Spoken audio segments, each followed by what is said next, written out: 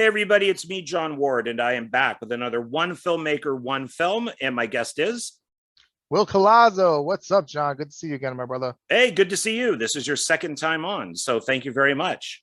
Wow, I'm honored, man. I'm very honored. I'm in the very special, prestigious John Ward Kiss That's My right. Ass Club. That's right. That's right. That's what happens. So you're You get number to be on two, 2 times, yeah. but then you're really special when you're on 3 times. Yeah. Oh God. So so now this is something that I've been doing with people that are coming on recently, and it takes up a little bit more time than I normally like to, but I only have 3 films that have come out from you, so that's kind of short. So we could first look at Theater of Horror. Oh wow. How did you get that? Oh That my was a God. David Sterling special. Okay, so the story behind that, it didn't have boobies in it. David Sterling like buried it. He didn't really advertise it. That was my first film that was inspired. Oh wow, look at that. Oh my God, I've never even seen that before. Very Wow. Kanaki. It is very Kunaki. How cool. Yeah. Thank So God for this, David Sterling. Me and him had our difference, but that guy's awesome. He taught everybody how to kind of make these low budget films and the right way to do it with the artwork and everything. So he's a good guy. he's really good at doing the artwork and all that Yeah. type of stuff. So, Badass. That's so cool. and I had no idea who you were. So I bought this and Bloody Nun at the same time, and I had no idea who you were. They just look cool. And Thanks, and man. and so we got, then after that we do have Bloody Nun. Oh, my first hit movie. That's my first hit movie. So that cover made the movie go viral, and that's how I became that's how I got a little notoriety in the horror community. Bloody Nun, the original. Yeah, I like that cover. So I like how it's all thin, like thin and bloody. I That's like my that. cousin. That's my cousin Jessica Collazo. We just modified her face. I hope so. Because you may want to go see a doctor if Oh my God, that was so long ago. Jeez. That movie we made for $600. It was supposed to be the occultist too, but it wasn't occultist enough for David Sterling, and it became Bloody Nun. There you go. And then Wow. that takes us to Bloody Nun 2. Yes, Bloody Nun 2. How badass. That's great. From Retrosploitation. Can I see the back of that? Yeah. I've never seen the back of that either. Okay, pretty simple on the back. That's pretty cool though. All right. Yeah, Repentance. well, here's the funny thing. So I went to order this, and I know the guys in Australia because I've dealt with Yeah. them before with Dustin Ferguson stuff. Yeah. And so I'm like, okay, this film's going to take like 6 months to get to me.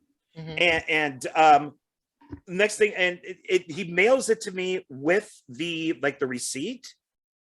It's Kanaki, Really? which is right up in Reno, which is like 4 hours from me. Oh, he's doing it through Kanaki. I didn't know that. I thought he was using Yeah. some burn on demand thing, a different type of burn on demand thing. Oh, wow. Yeah, so it took like no time to get to me at all, because that's very Kanaki. Oh, wow. Yeah, look at that. Avery Crumpley made that. Wow. So the artwork, he modified it. It was usually like a red background. He made it purple, which I like. And that's Christian. Yeah. Oh my God. Kristen Dalala, who played the Bloody Nun in Bloody Nun 2. Yes, according to the Wow. credits, he is Bloody Nun 2. Yeah, it's so cool to see my movies like that. Wow, I don't even own those. I need them. So Very yeah, cool. so Thanks for that's, collecting, man. Holy crap. of course, and of course we're here to talk about Bloody Nun 2. So that's why we're Hmm. here, because you're the last one we talked about, this one, and then we'll Yes. also talk about some Bloody Nun 3. Yes. So, but I want to show you some stuff first. Now, you have an Indiegogo campaign going for Mhm. Silent Night, Bloody Night Part 3. Yes. And so guys, don't get it confused with Silent Night with Silent Night Deadly Night. This is Silent Which a Night lot of people Bloody do. Night. Even Yeah. I got confused at first, but then I had to do the research. Yeah, you just have to replace the deadly and put bloody in. Yes. And so I thought I would show you. So I have a poster for the first film. Oh my God. Got that from oldies.com. And it's in mint condition too. Yeah. Yeah. So I got that. And then I got, Are you going to be making a cameo, John, in this one? I'm hoping. All I'm right, we got you. hoping. And then there's, of course, Silent Night, Deadly Night 2 Revival. So this one, okay, this one that he's talking about, this is the direct sequel to the film we're making. So the main character is the lead in this next film that we're making, just in case people don't know that. So Revival, the girl Angelica, she's going to be in this one Oh, okay. because everybody's And passed away from the first one or whatever. You know, they're all older or whatever. You know, so yeah, and I even got it signed by one of the actors. So, wow, and I I like love this that. poster. So I this love is that the artwork, yeah, this is the retro exploitation poster. like Grindhouse style, right?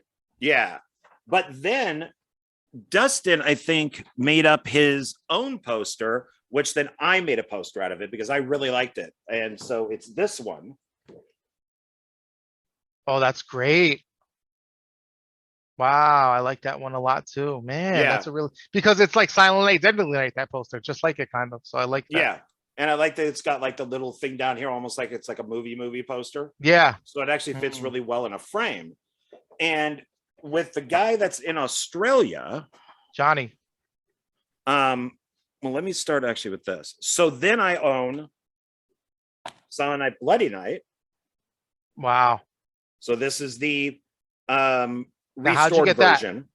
I just Where'd you- ordered it like Amazon. Okay. Yeah, a lot of So companies do that because it's a public domain. yeah, this is I tried to find the best one that I could. So this is remastered and it's one of the newer versions. Well, HD restoration from the 35 millimeter film wow. elements. So we were talking about that. Me and John, we're gonna do a box set as one of the newly added perks with all three movies. And he was saying it's very hard to find a good copy of that, like transferred to Blu-ray. He's like, they're trash. So it's just gonna be a regular DVD. He's like, all the Okay. Blu-ray transfers are just terrible. So Well, and then so there is a remake. yes, from like 2013 or something like that. Yeah, if It I was can a quickly find a bigger budget, right? yes, I believe it's British. Okay. I don't see a date on it, but Okay, it's so from Elite MVD. okay, so And that one doesn't count. Let me stop. yeah, so this is Silent Night, Bloody Night, The Homecoming. Oh wow. So there's that. A remake directly off the first one. Yeah, Wow, you're a collector. Holy moly. and then I told you when I sent you that email, I know this stuff. Yeah, you did know this stuff. And then this is Dustin's movie for Silent Night, Mhm, Deadly Night, or Silent Night, Bloody Night 2, also signed by Luke, one of the actors in it. mhm. So What'd you think of that film? You know, this is one of Dustin's best films, they say, reviewed wise. I read the reviews and they said people really enjoyed this movie. They said it was low budget, but people really enjoyed the movie. well, there's a lot of flashbacks. That's Dustin Ferguson. A right? lot of flashbacks, yeah. Well, it's I like it. I actually like this movie. Yeah. But of course, if you look or if you read Richard Mogg's book about Christmas horror movies, Xmas 1 and 2 got 5 out of 5 and are highly recommended. This Mhm. got 1 star and not recommended. Oh, the flashbacks. So yes, it also helps to know the author. So Touche, Dustin Ferguson. now now Retrosploitation did VHS. So there's this. No. Oh my God. And then if you flip it, Whoa. so it's a double feature VHS tape. And now he's doing a new VHS for our version. See, this is making me so excited to do the film. I want Julie to see this. Yeah, because that's Wow. And can I tell you another secret? We're also going to be releasing this one in 3D. John Cleese is working on the 3D transfer. So that's going to nice. be exciting too. So I'm I'm- even more motivated to do this film. Cool. And then we're almost done. So I got so this is some stuff that he sent. I asked him because I bought this after his sale was done. I'm like, oh dude, can I please get the extras? Yeah. So this isn't really an extra, but he sent me the card. So I always kept that. I have a foreign postcard of the lobby card. Oh wow. How does he get this stuff, man? He's like, he has to be like a collector. Yeah. And he's very easy to deal with. He's a good guy. And then I also got the diary. Oh wow. So this was Big all Butler. sent with that stuff. And it's all written out. Oh my God. How cool is that? Yeah, all of this stuff gets stored. Like I don't display it. I don't do anything. It just stays in this, and then it goes into my closet, and I don't want to get rid of it. Well, when you get the third one, you're gonna have to put like a little display because hopefully you'll be in the third one, you know? I would like to be Mr. Director. Mr. Director, that would actually We'll, be a bucket list film for we'll, me. we'll work something out really cool. Either you could do that. I could see you as the newscaster. We'll do a newscaster thing with you, you know? That seems to be my thing. Newscaster Okay. or radio guy. Oh, maybe So we'll do a radio. We'll work it out where we'll work with Julie and we'll write a scene together for you where you could get a good scene for us and stuff. all right, well Or that maybe works. you could be like the radio jockey. It's the Wolf Man. Hey everybody, it's the Wolfman. We'll work something out cool because we could definitely Awesome. use you in the film. So everybody go to the Indiegogo, look for Silent Night, Yeah. Silent Night, Bloody Night 3, Mhm. and I'll put a link down below for Thank it. you. Thank Sure. you guys. Yeah, And guys, we need the help making the best movie possible. We need an asylum location. We're still looking. It's really hard here in New York. New York is like a dead zone for locations, but we're getting closer. We're getting closer. So anything helps with the budget. We're gonna make the best movie possible. yeah, and to I mean, if you guys don't know of these movies, because the first one is public domain, you can watch Mhm. it on YouTube. I don't know where you would see part 2, maybe on Dustin's Yeah, streaming service. You could watch it on YouTube just like they did your movie. That New Jersey cinema thing, they with the commercials and everything, it's on Oh, there on YouTube. It's hard to find, but it's on there. That's the only way to watch it that I okay. know of in streaming. Okay. And you're saying that part 3 is so it's a sequel to the second one, and the To the second one is a second one. sequel to the first one. Yeah, So it's a direct sequel to the second one. so you could watch all 3 and get one long Yes. story. Yeah, Okay. exactly. Okay. And you might, even though there's a new killer, Jack Frost, you might see Black Peter come back in there, they're saying. So we'll see. Oh. Okay. We'll see what happens. All right. All right. All right. Don't I'm want to into spoil it. anything. I'm into it. I'm into it. So now let's talk about, you're doing a part 3, but let's go back to a part 2, and let's talk Bloody Nun 2. And remind me, I have a big announcement at the end about Bloody Nun 2. So Oh, all right. really? Oh, can you ask me about Bloody Nun 3 first? No. Ask me later when you're ready. When you're ready. When you're ready. No, I don't want please to jump ahead. let's jump ahead. So Bloody Nun 3, we changed it because the way things worked out, Mark C. Fullhart was sick, so he couldn't reprise the role. So we made it a reboot of the first film, and we combined a lot of the elements and the characters. So Bloody Nun 3 is Bloody Nun, but it's the reboot of it. We had to switch it up on the fly, so we're rebooting the series. And then if things go well with this one, we're gonna reboot Bloody Nun 2, where it's just gonna be called Bloody Nun Cat House, because I love that story. So for a bigger budget, you know? So is this one still part 3, or is it just Bloody Nun? It's just going to be Bloody Nun. We're rebooting the whole franchise because we want to give you the best one possible. Because let's be honest, the first one was made for $600. The second one was made for $1,300 maybe. So it's like we want to give you guys a story just on a better level. You guys deserve, better film. So, we love the story so much and the characters so much. We decided to just reboot the whole franchise. Is it a different nun, or is it the same nun? Well, I don't want to spoil it, but if we go by the reboot, Tina Kraus has the thing in her last, so she possibly will be the nun, so we Okay. blended it. I could give some spoilers, so oh, I don't want to ruin the movie. I can't say that. Well, is this what they now call a requel, or is A it just requel. a story? It's a requel. It's a requel. So if you watch Bloody Nun 1, 2, and then you watch the third one, is it still a continuation, but it's a not reboot? that's what we ran into. It's not going to be a continuation of the characters, but it's a reimagining of everything. So it's like you're going to see some familiar characters, but they're playing different roles in it and stuff. So like Tina was the escort in Bloody Nun 2, but in this one now she was a news reporter, so it's Okay. little different, but I felt like these stories needed to be told on a better level with a higher production value, with the best cameras and best effects possible, and then we got Carl Solomon in there, so it's gonna be a lot of fun. Okay, so I can be in it, even though I You died in can be in part it. Yes, you two. can. I could be a different You character. could, If Tina Cross you, could be a different character, I yes, could be a different yes. character. And maybe we could go to Vegas to shoot that one. You don't know. Maybe we'll go to Vegas and shoot that one. Well, You I know? did bring up to you at one point Bloody Nun 2, Las Vegas. So, Yeah. so you So know, there might be a Kickstart in the future for Bloody Nun Cat House. We'll see what happens. Not this year though. I'm done for this year. Maybe early next year. I'm exhausted okay. from giving it. I just see that there's an endless amount of Bloody Nun, and you could do it anywhere. You could do. Yes. I think I said part two when I mentioned my thing, but it was part. Yeah, Bloody Nun 3, Las Vegas. I think is what I was trying to say. But you could do it. I mean, you could have, if you never want to do anything again after the third one, you could Yeah. have different actors and just have different Bloody Nuns. And you were close to directing Bloody Nun too. I never told you that. I was gonna, I was gonna. Oh, You were pretty because you mentioned you were interested in directing it, and yes, and you thought I was joking. no, I thought you were joking, and I was throwing names around. I was throwing names around, and you were one of the top names to do the third one and stuff. But it's just Mark is getting older, and his health is not as good, and just to continue with those characters, and Natalie Perry's doing different things.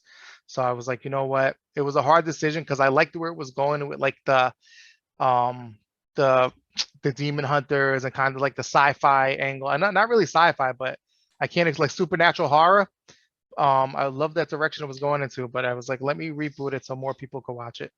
Well, now could Mark do a Val Kilmer, and like Val Kilmer did Iceman, and then he, spoilers for people who haven't seen the new Oh Top no, Gun, I but still gotta watch it. I still gotta see it. so I won't say anything. No, But I'm happy. could he do that? Could he play an Iceman role? He's doing better. Yeah, he's doing better. He's doing better. He's Okay. doing a lot better. So like, okay, so like Draven, the character Draven in Bloody Nun 2, in Bloody Nun remake, he was the priest of the church that was harboring a demonic entity. So it was all incorporated, and there was dolls in this one, kind of like an Annabelle type doll that had a part to do in it too. So it's like we went in a bunch of different directions. It's a lot of fun. I can't wait till you guys see this one. But it's Bloody Nun for a new audience, upgraded. Does it have a subtitle, or is it just Bloody No, Nun? just Bloody Nun. Just Bloody Bloody Nun Nun. Okay. 2022. Like Scream. Oh, It's a so requel. yeah, Yes. so you're pulling a Halloween, you're pulling a Yes. Scream. Yes. That's exactly what I was going for. So now we're gonna have to say, I can't just say Bloody Nun. It has to be Bloody Nun 2022. Yes. It's confusing, yes, but I had to go with the trend and I had to do it. You would. I would. Jeez. Well, so So now let me ask. Let's go all the way back to the beginning. Why Bloody Nun 2? why Bloody Nun 2? Yeah, why even did Bloody Nun do really well? So you're like, oh, let's make a Bloody Nun 2.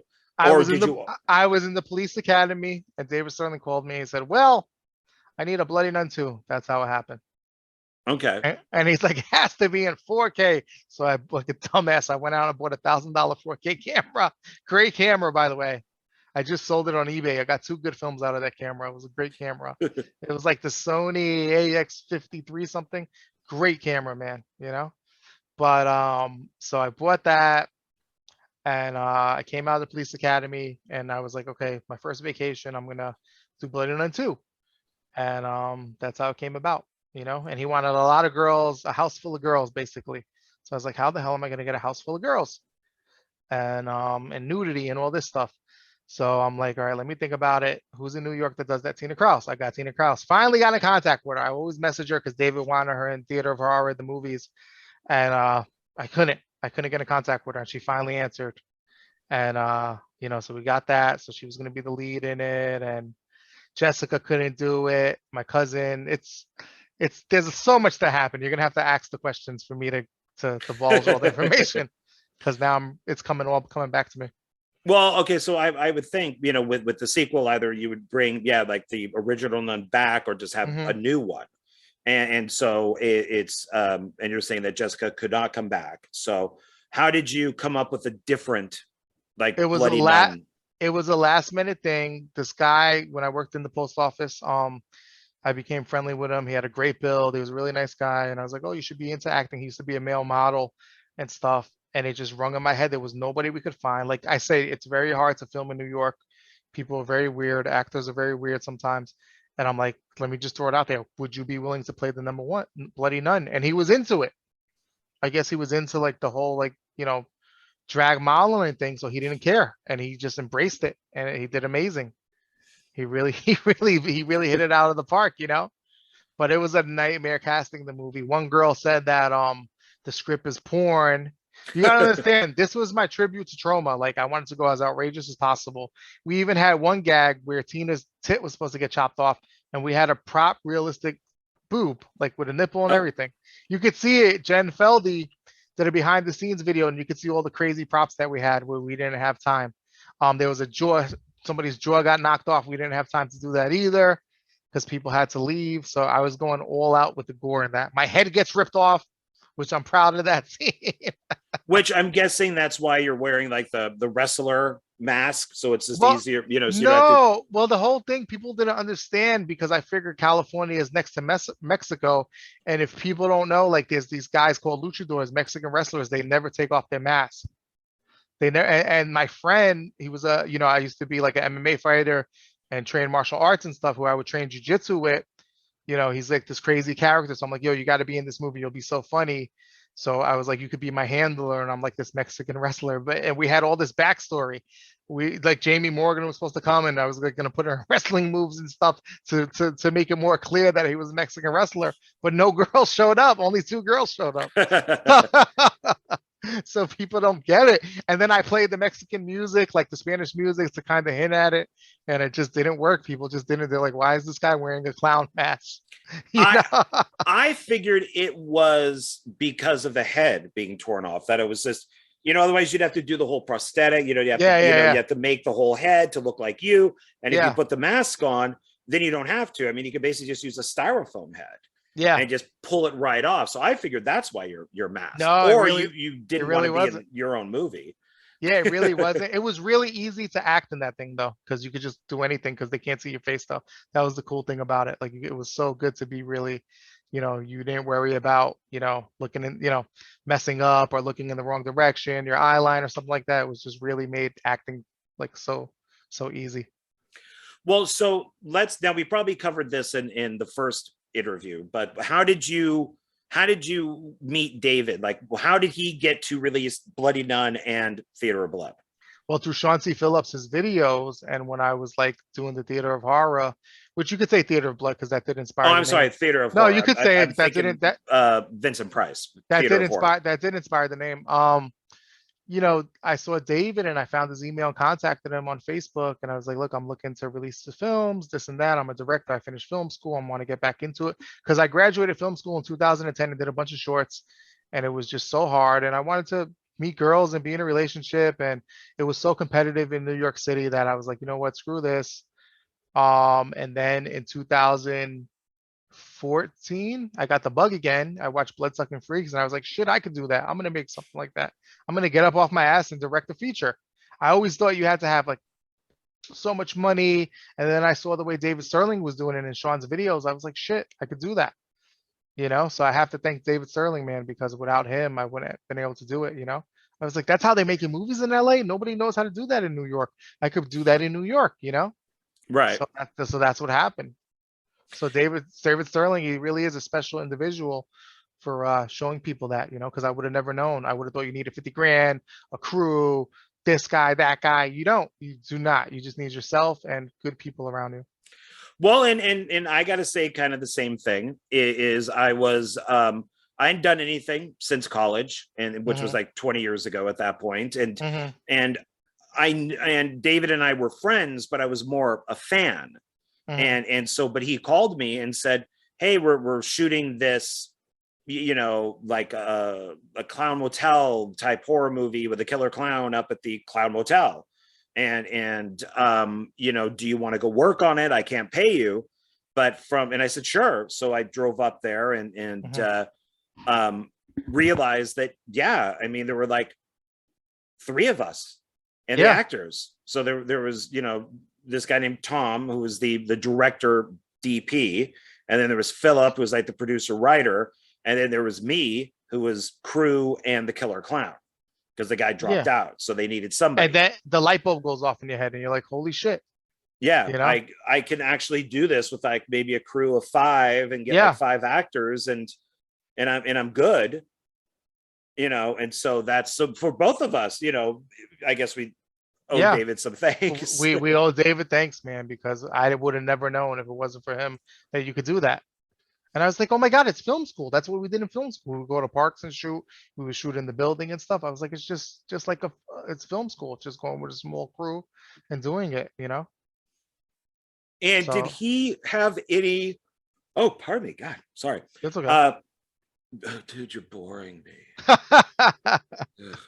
Long day at work. I know. How much freedom did you get with this? Was it just I need boobs and then that was about it? That was about it. And he gave me total freedom with the film and everything. He just said boobs, a house full of girls. He's like, he wants a house full of girls. And that was it. And then we had some falling out. I can't remember what happened. And that was the end of that. And I had to self-release it. But we shot that in 2018 and it didn't come out to 2021 because the effects, there was a delay with the effects. And I was just waiting for the effects to get done. And then we had to do pickup shots and then life and everything, so finally got it done in 2021. The first horror film released in 2021. Don't ever upload anything on Vimeo because Vimeo because people Vimeo. Yeah. Yeah, I put it on Vimeo and everybody ripped it from Vimeo and it leaked everywhere. So Vimeo is not a safe platform to upload your movies. You showed me the film in Russian, I believe. Yes. So it went viral and millions of people have seen it. And I'm not gonna lie, I haven't made money on it. I put it on Film Hub and Tubi. With Tubi, it still brings in 100,000 a month. So I made my money back and then some. We made it for 1,300. I probably made close to $3,000 on it by now. Man, so. See, I'm getting screwed. I don't know. This has been brought up before. I have Axis 1 and 2 on Tubi, and I haven't seen a dime. And I think I don't know if it's Film Hub that it's going through, but it's no, it can't be going through Film Hub then because you would be getting the money. It's something. How does it get on there? Did you put it on Film Hub? No, somebody actually told me it was on there. It's released through Scream Time Films. Oh, so he's getting all the money from Tubi. So you gotta tell him to send you the money that he's getting from Tubi. It was even in the recommended spot. Wow. No, because it's a great looking movie, man. It's a good movie. Yeah, it's just the only thing that I would say, I wish it was a feature. It would be a huger hit if it was a feature. I thought of doing that once part 4 is done and we release everything. I thought of maybe doing like Axmas the movie. You do something like that, but because it was badass. It was badass. Well, thank you. I remember watching it. Like it was one of the first things that I watched when I was getting into this community. And I was like, wow, this guy's amazing. Really good. Wow, thank you. Well, that's why I, when I watched, the first Bloody Nun, I was like, I need to know if part 2's being made. I need to be in it. That's a bucket list for me. Yes. So how did that come about? I thought you were gonna say no when I asked you about it. I was really nervous about it. I remember messaging. I was like, let me just do it. It's a long shot, and you said yes. Was it you reaching out to me, or did I reach out to you? No, I reached out to you, and I asked you, would you be okay with playing a priest in Bloody Nun? And you took like a while. I think you took a little bit to get back to me. And you're like, yes. And I was like, oh shit, he's gonna do it. Oh, okay, all right. Yeah, okay. I believe that's how it went. Yeah, it shouldn't have taken me that long because I knew I wanted to do it. So, yeah. but I don't always. I check instant messenger more these days. So the movie opens with John Ward, this dramatic priest reading his like rights, and then he just blows his brains out very graphically. I might add. So here's a little bit behind that. So I'm dyslexic. Bad dyslexic and like badly dyslexic. Yeah. So I'm saying it 2 ways. So make sure I get it right one way. And so I have a hard time memorizing lines. And which is why for Night of the Zomghouls, which we'll also discuss, David didn't realize that. And he's like, oh, I don't know. He goes, oh shit, if I knew that, I wouldn't have given you so many lines. Oh yeah, I don't know why he added so much to it too. I had it nice and simple for you. I didn't know that was gonna happen. I got the script. I was like, why'd you make so many changes? I don't even know what happened. Yeah, I was like, oh shit. But then I realized later with Zomghouls a way of doing it, which we should have done, which I should have just had the script right in front of me while driving, and reading it. But so with Bloody Nun 2 is I'm like, oh, I can't memorize all this. There's no way. I'm gonna have to either do it in blocks which means that Yeah. you're then going to have to cut back and forth to something and then back to me. Or I could do it as a suicide letter and Yes. record it at the same time. And so I typed it all up and I did like a letterhead and got the envelope and set up the camera. And, this is my, I'm reading my confession, this is, type of thing. Yeah.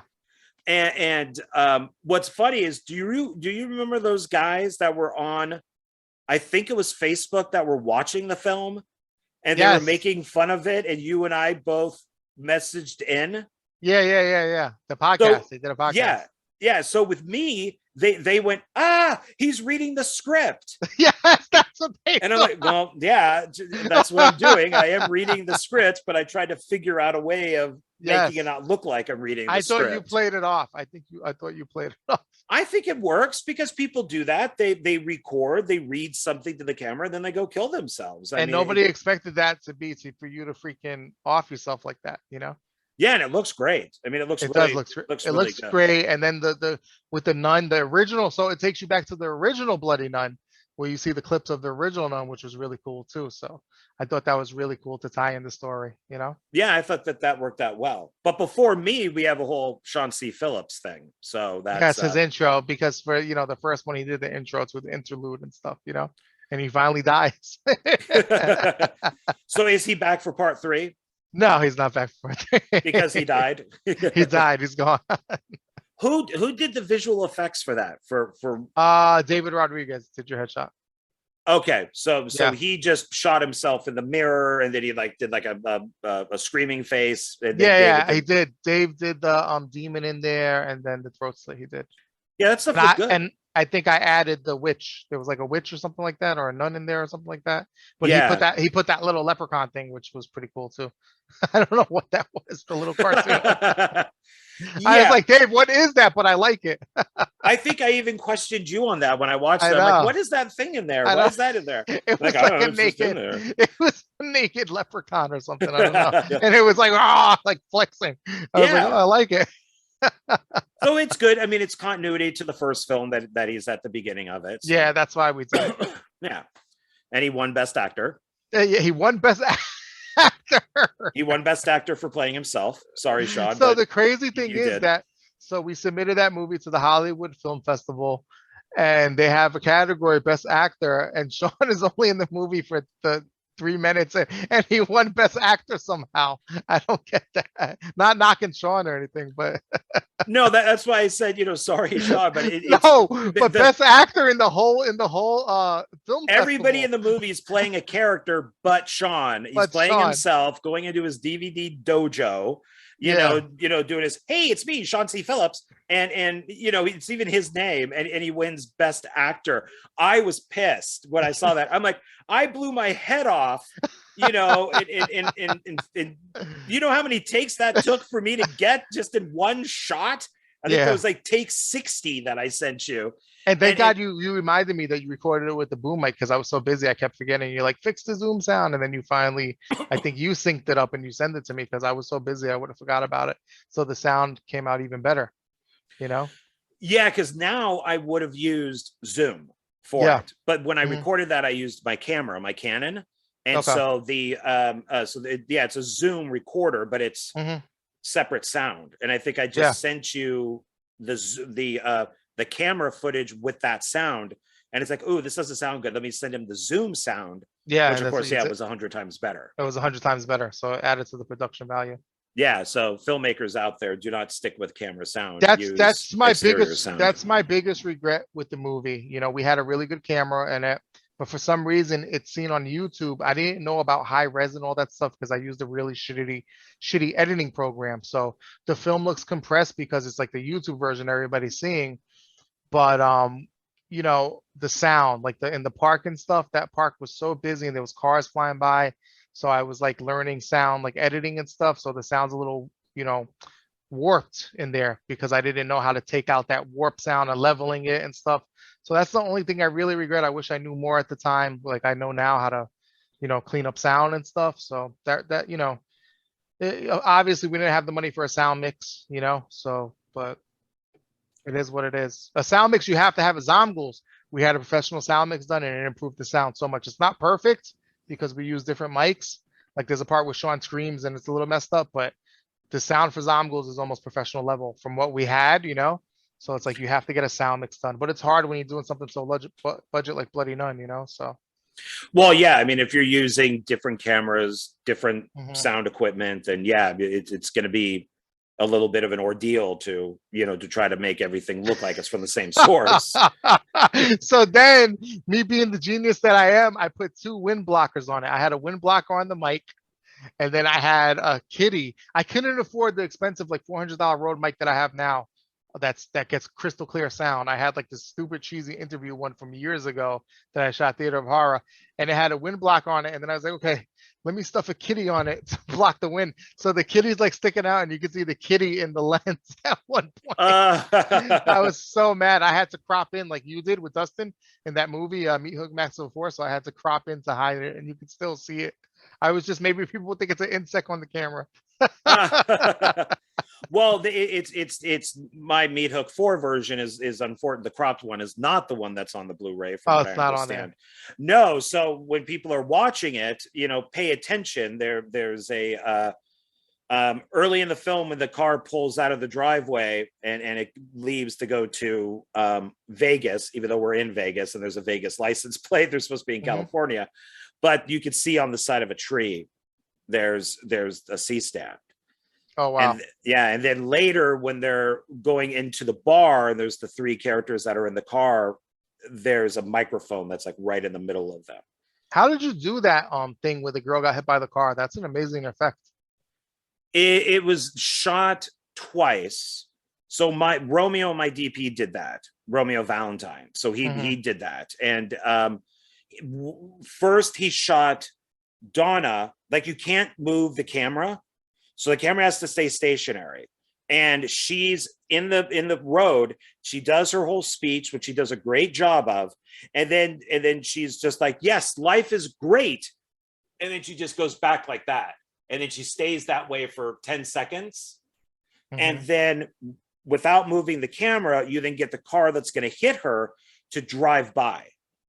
Oh, wow. And then you marry the two together. And then I asked him, hey, can you put a blood splatter in there? Yeah. And then he put the blood splatter. So because that looked like a big time effect. It looked really good. it's on YouTube. I don't know what the video is called, but that's pretty, like Romeo knew how to do it, but he wanted to make sure.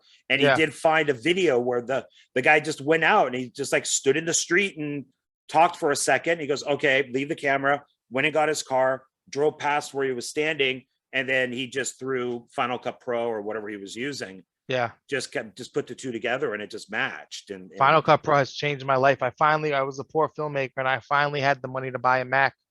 I was using Sony Vegas all these years, which is so limited. And finally, like it took my editing to like a professional level now. So it's just, what do you call it? Amityville Karen was the first one that I edited on it. And now these other ones I'm going to be editing. Amityville Thanksgiving, I edited on it. So it's like I got a fresh identity as an editor now, but I couldn't afford a Mac, I finally had the money to get one now and stuff. So it's like, my life has changed as an editor now. I was so limited. All I could afford was Sony Vegas and I didn't want to pay monthly for Adobe, So finally. Yeah, I use Premiere Pro. So yeah, that's what I use. And that's which is the best. It's the standard, but I just can't pay, the monthly fees for it, Yeah, I don't. There's ways around older, it, but there's ways around it. Yeah. So mine's a little out of date, but it's still. What happened? Yeah. Oh, so you have an older one? Okay, I gotcha. Yeah. But you know what I edit like one filmmaker on, and some of my videos that are on YouTube. What I use Windows Movie Maker. Yes, I just bought it for $14 because I was like, okay, I have a Mac, the big one, and then I have like a MacBook. I was like, oh, sometimes I just want to do it on my little Windows laptop. So I just like, it's $14. I was like, all right, I'll buy this. So now I did I did an interview for what do you call it? Amityville Thanksgiving, like a behind the scenes thing. And I just edited in that, put a little fade in it. It's so nice. It's such a quick thing too. So just to do little quick videos to throw up for YouTube, it's great. Yeah. Everybody, because I was having a problem with Premiere Pro for a while. Yeah. And I had the download. I think it's an older version of Windows Movie Maker, but I'm like, well, shit, if I'm having problems with Premiere Pro, maybe I could just, because I was desperate. Like, I'm like, shit, I want this to come out tomorrow. Yeah. And so I just edited on that and it came out perfect. Yeah. And it And was it's, like, wow. did you get the paid version for it? Because now it's paid. And I was like, No, for 14 bucks, you have it for life because they changed it. It's not free anymore. You got to get the paid version now. But I was like, it's an no, app. I had an old laptop and I You're cheating the system. yeah, and I actually was able to get the program and I Holy put it shit. on an exterior hard drive. Oh shit. And so I've been keeping it, and then I put it onto actually the laptop that I'm using right now, Yeah. because the Premiere Pro wasn't working, and I've been using it since. I don't think it's been updated or anything, but it does It does what you music, need it to do. Yeah. subtitles, it does everything. You know, obviously it's not Final Cut Pro or Mhm. Premiere Pro, but it works for this. So sometimes I use Premiere Pro, but a lot of the times I use. Yeah, let me tell you something. If you want to spend the $15, it's worth it because it does 4K. It's a fast export. I love it. Now it's like it makes life so much easier, but I don't have to go through the Mac and this and that, you know. I love having something, an alternative. Yeah, well, that's good to know. It's good for people to Yeah. know. So yeah. So what did you edit Bloody Nun 2 on? Sony Vegas Sony Vegas. 15. Sony Vegas 15. Yeah. Okay. I mean, it's like $300 and I had the whole program, but it's just very limited compared to these other professional programs, you know. And you were talking about that it took a little bit longer because of like the visual effects. Who did Yeah, the visual effects? David Rodriguez, but I guess he Okay. got distracted with other projects and stuff, so it took years to get those done, like years. So it was just a lot. And then finally he got them done. I was like, oh my God, I'm still short on footage. So we shot the movie in almost 24 hours. And then it was so much action and we had to throw away parts of the script because people didn't show up. So it was all action. So you know what happens when there's not that much dialogue in a movie? You end up with like 25 minutes of film. So Oops. I'm like, holy shit, we got like 30 minutes. And so we had to do, pick up shots, years later. And it worked out good. Like we introduced Natalie Perry, Mark was feeling better and stuff. So, Well, you have some good locations there. I like we're at the beginning where the church is, and it's like in Mhm. some like little town.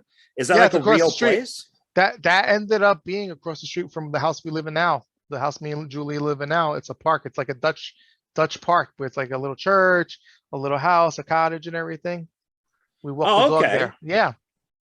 Yeah, that's actually like a cool location. And they let you film there for free. If you want to get a permit, I think it's only $240 to have a full day of filming permit. So it's great. It's just there's a highway there, so it picks up sound bad over there. Okay. And now this is called Bloody Nun 2, The Curse. What is the Yes. curse? So in that time in 2018, curse movies were big.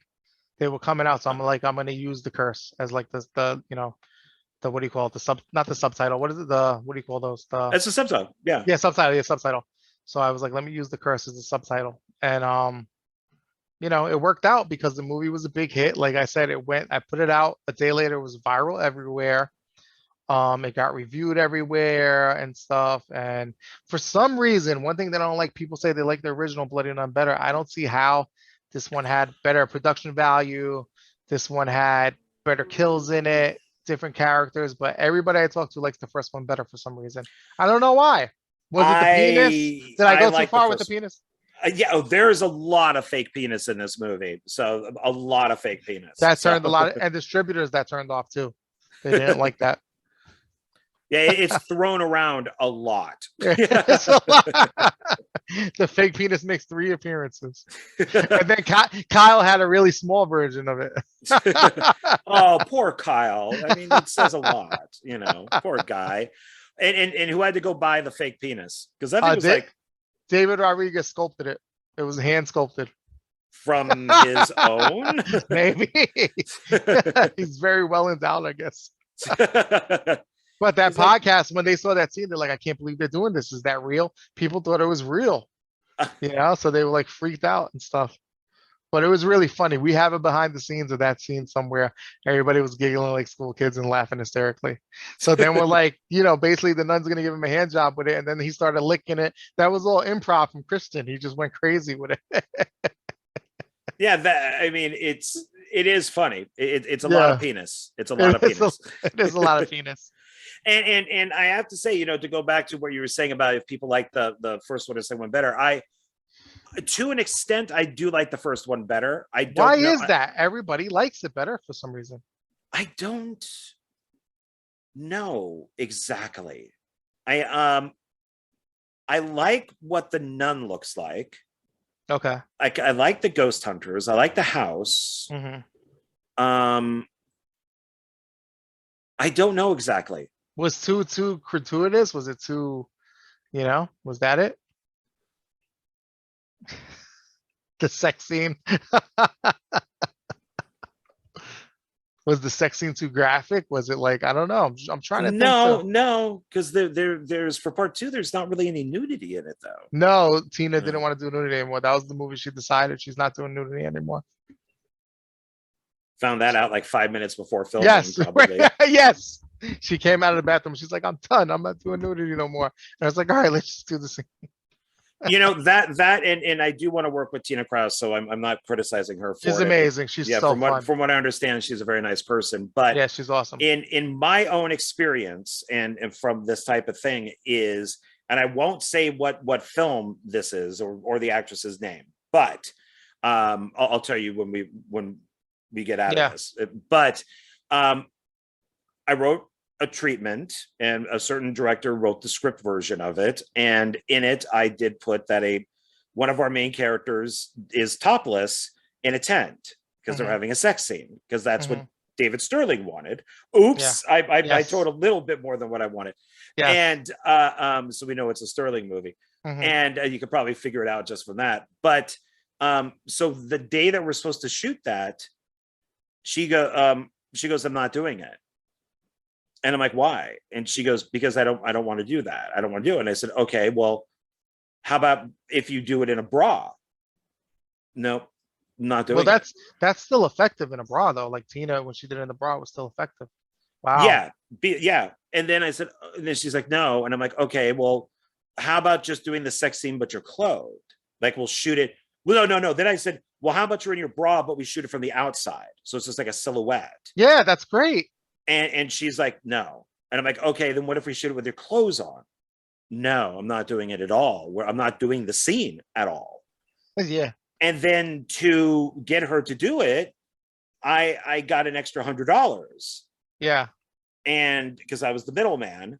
And so she got paid more than anybody else to not do the scene. Wow. To not show herself in a bra and to not do nudity. Oh, wow. And I'm like, why are we paying this person an extra $100 to literally do nothing?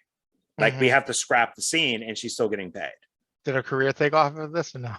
She still works with that same director. So, oh, wow. Yeah. You got to tell me off air. I don't know who it is. Yeah. I don't. Yeah. I don't think you'll know who she is, but you'll know what I'm talking about. Okay. When I say it. Yeah. Okay. So, but it's people need to realize that if they read a script and they agree to do the nudity, you should do the nudity, and it doesn't matter if you're getting paid or not. Yeah. It doesn't make sense to me. I mean, you agreed to it. And I'm even at fault with that, because when I did that film up in like Tonopah, the Clown Motel Massacre one, is the director and Philip the writer, he wrote it, wanted me to fuck a ham.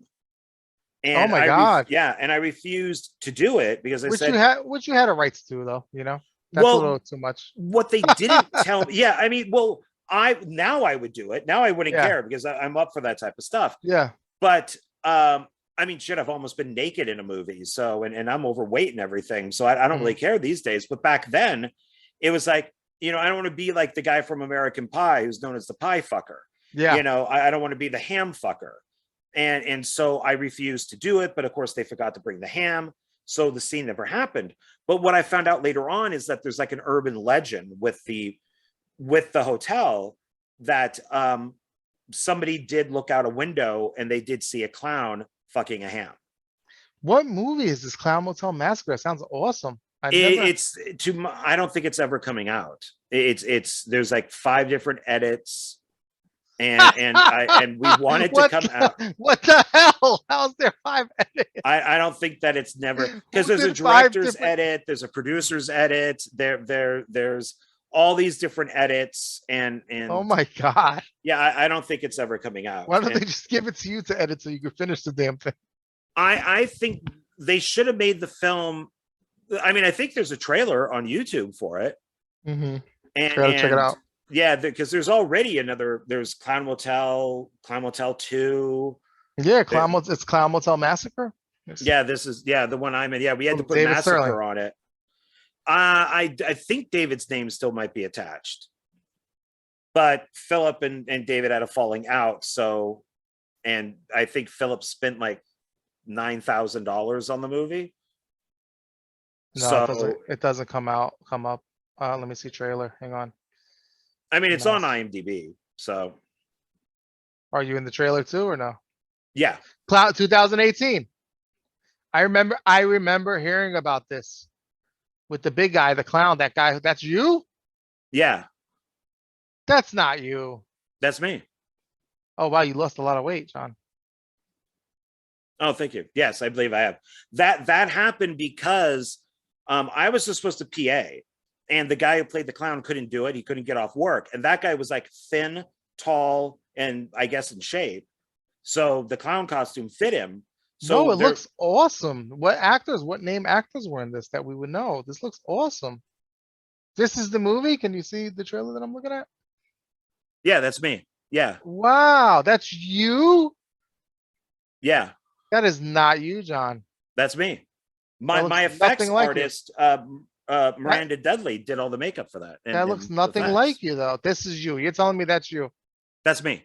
Yeah. Wow, you can't even tell. You lost a lot of weight. Good for you. No, Yeah, this movie looks awesome. This will be a big hit. Why? It's shot. What camera did they shoot it on?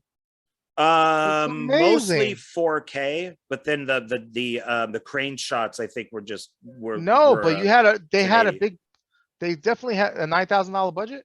They had. Well, I think that's around the amount now that Philip has put into it, but I don't think it's ever going to come out. So Looks fucking amazing, man. Holy shit. yeah, and what sucks is that I had a copy of it and my external hard drive broke, but I took it to a place who said, "Oh yeah, it could be recovered, but it's going to cost you $3,000 to do it." So I have all this stuff on this external hard drive, like a ton of stuff, movies, music, stills, everything. And they're like, yeah, it's salvageable. You just need $3,000. So I do have a copy of it, but I can't get to it. Yeah, it's a $3,000 copy. Yeah, That looks exactly. John, honestly, that looks phenomenal. That looks better than the clown stuff that's coming out today. That looks better. That looks better than all the clown movies. Holy It's shit. interesting. It's kind of a mess. And sorry, Philip, for saying that, but Yeah. it is kind of a mess. And I told them that they should release it like it's Wait, like you saw it? You saw it? The cut? I've seen one or two versions of And it. it was Yeah. a mess. It was a mess. Okay. Yeah. So it's like Philip's first really writing job. Well, he didn't write it. Somebody else, or one of David's guys wrote it, but he wrote the story. Somebody else wrote the screenplay. But it's like his first writing thing, in producing. It was Tom's first like directing gig, even though he's but he's a cameraman. It was my first time like acting, like really acting, and so like we didn't know what we were doing, and I'm surprised that we came out with something that's watchable. No, but it looks the cinematography looks amazing. It looks really good. That trailer, whoever cut the trailer was very well done because I want to see That'd it. be Philip. Yeah, it's Yeah. I mentioned to Philip that they should cut the film like it's an acid dream or something, like it's some sort of just really fucked up visionary type thing, instead of just doing a straightforward horror movie, because a lot of it just doesn't make sense. It's hard. Yeah, so just make it this total Looney Tunes, type of movie. And Well, that comes with experience. So you have the film that you write, and then you have the film that you actually shoot, right? So it comes with right. experience to learn how to make those adjustments on the fly when you're saying, okay, this happened, this person fell out, this schedule's messed up, so we have to change it to make sense and rewrite it, like we did with Zomgoals, and we made a cohesive story. That happened a lot in Zomgoals. We had to fire 2 actors and figure shit out and cut stuff out, but we still, it comes with experience. Just, that's all it is. And so on that set, people didn't have enough experience to do that. Well, and so you mentioned with Bloody Nun 2 that like some of the actresses didn't show up and stuff. What other things did you have to kind of fix on the fly? Oh my God, the script. Three of the actresses didn't show up, so we only had two escort girls. Um, that I missed a lot of dialogue that we should have put in there. Just everything, John. We had to fix. I had to throw away the story at the end of the movie. It was supposed to be like the beyond, a portal opens up to hell, Ooh. and the last character was supposed to be there with a fucking grenade and just blow the whole house up. There was so many What? changes. Yes, there was so many changes. And then Bloody Mary was supposed to come down and fight the nun. So we were gonna have a Yeah, full yeah, fight. that's right. Yes, She's in the film. Yeah. that's why the Bloody Mary thing didn't make sense. Like I cut it to make sense towards the end, but she was supposed to come down to the end, and her and the nun were fighting, and then Mark's character was wounded, and he had a grenade, and he said some cool line, and the whole thing blows up. Why the whole portal to L was opening up, and Oh, all these entities were coming out. So Bloody Mary, she was supposed to come out from it and stuff, and they were gonna battle. So it was pretty cool the way I wrote it, but since we didn't have time and people had to leave, the Bloody Mary had to leave. She only could come for like 2 hours from Brooklyn. So it was like insane, man. It was insane, John. was it all shot in New York? Yeah, it was shot in Long Island at a beach house we rented. And now, did you say it was 24-hour shoot? 24-hour shoot. We shot the night before. That's one thing I regret too. I would have got a lot of bonus scenes with the actors. Only the guy actors showed up the night before. So we got a couple things done. And then it was really a waste of a night. And then we shot the rest of the film the whole next day from the morning to 3 a.m. Wow. So you shot from when the two priests are talking together by the church. Mhm. You then had We shot those at pickups later on. Those are pickup shots. So what was 24 hours? All the beach house brothel? stuff. The brothel. Yeah. Okay. The pickup shots. That's the still church, a lot. Yeah, the church and I guess the park area that was shot like 2 years later, basically like 2 years later. And your priest who just wants pussy. That's what he wants. He just wants pussy. He came back to reprise the role because he was the nun. Oh, he got so graphic. I was just saying, say this and say that. And I was cracking up, and he just got so wild. And the actress actually quit and said, take her name off the film because of that scene. The girl who played the temptress, she said, I'm a feminist, and this goes against everything I believe. Take my name off the film. I was like, okay. Really? I was like, yeah, but it's comedy. It's like, it's horror. And she's like, take my name off the film, please. So the one so you have the two priests that are talking, and then the one who wants pussy, that woman who comes up with the cape and all that. Yeah, that's her. She wants her name off. Her. Yeah, she took her name off. She unfriended me on Facebook, blocked me on Facebook. I guess she wants nobody to ever see it. Sorry, lady. You signed the release form, and 1 million people saw that movie. Wow. People need to loosen up. Yeah, she sent me a really nasty mess. Not nasty, but she was like kind of, I guess, sarcastic about it. She's like, I'm a feminist and this goes against everything I believe. Please take me off the film. And I was like, okay, no problem.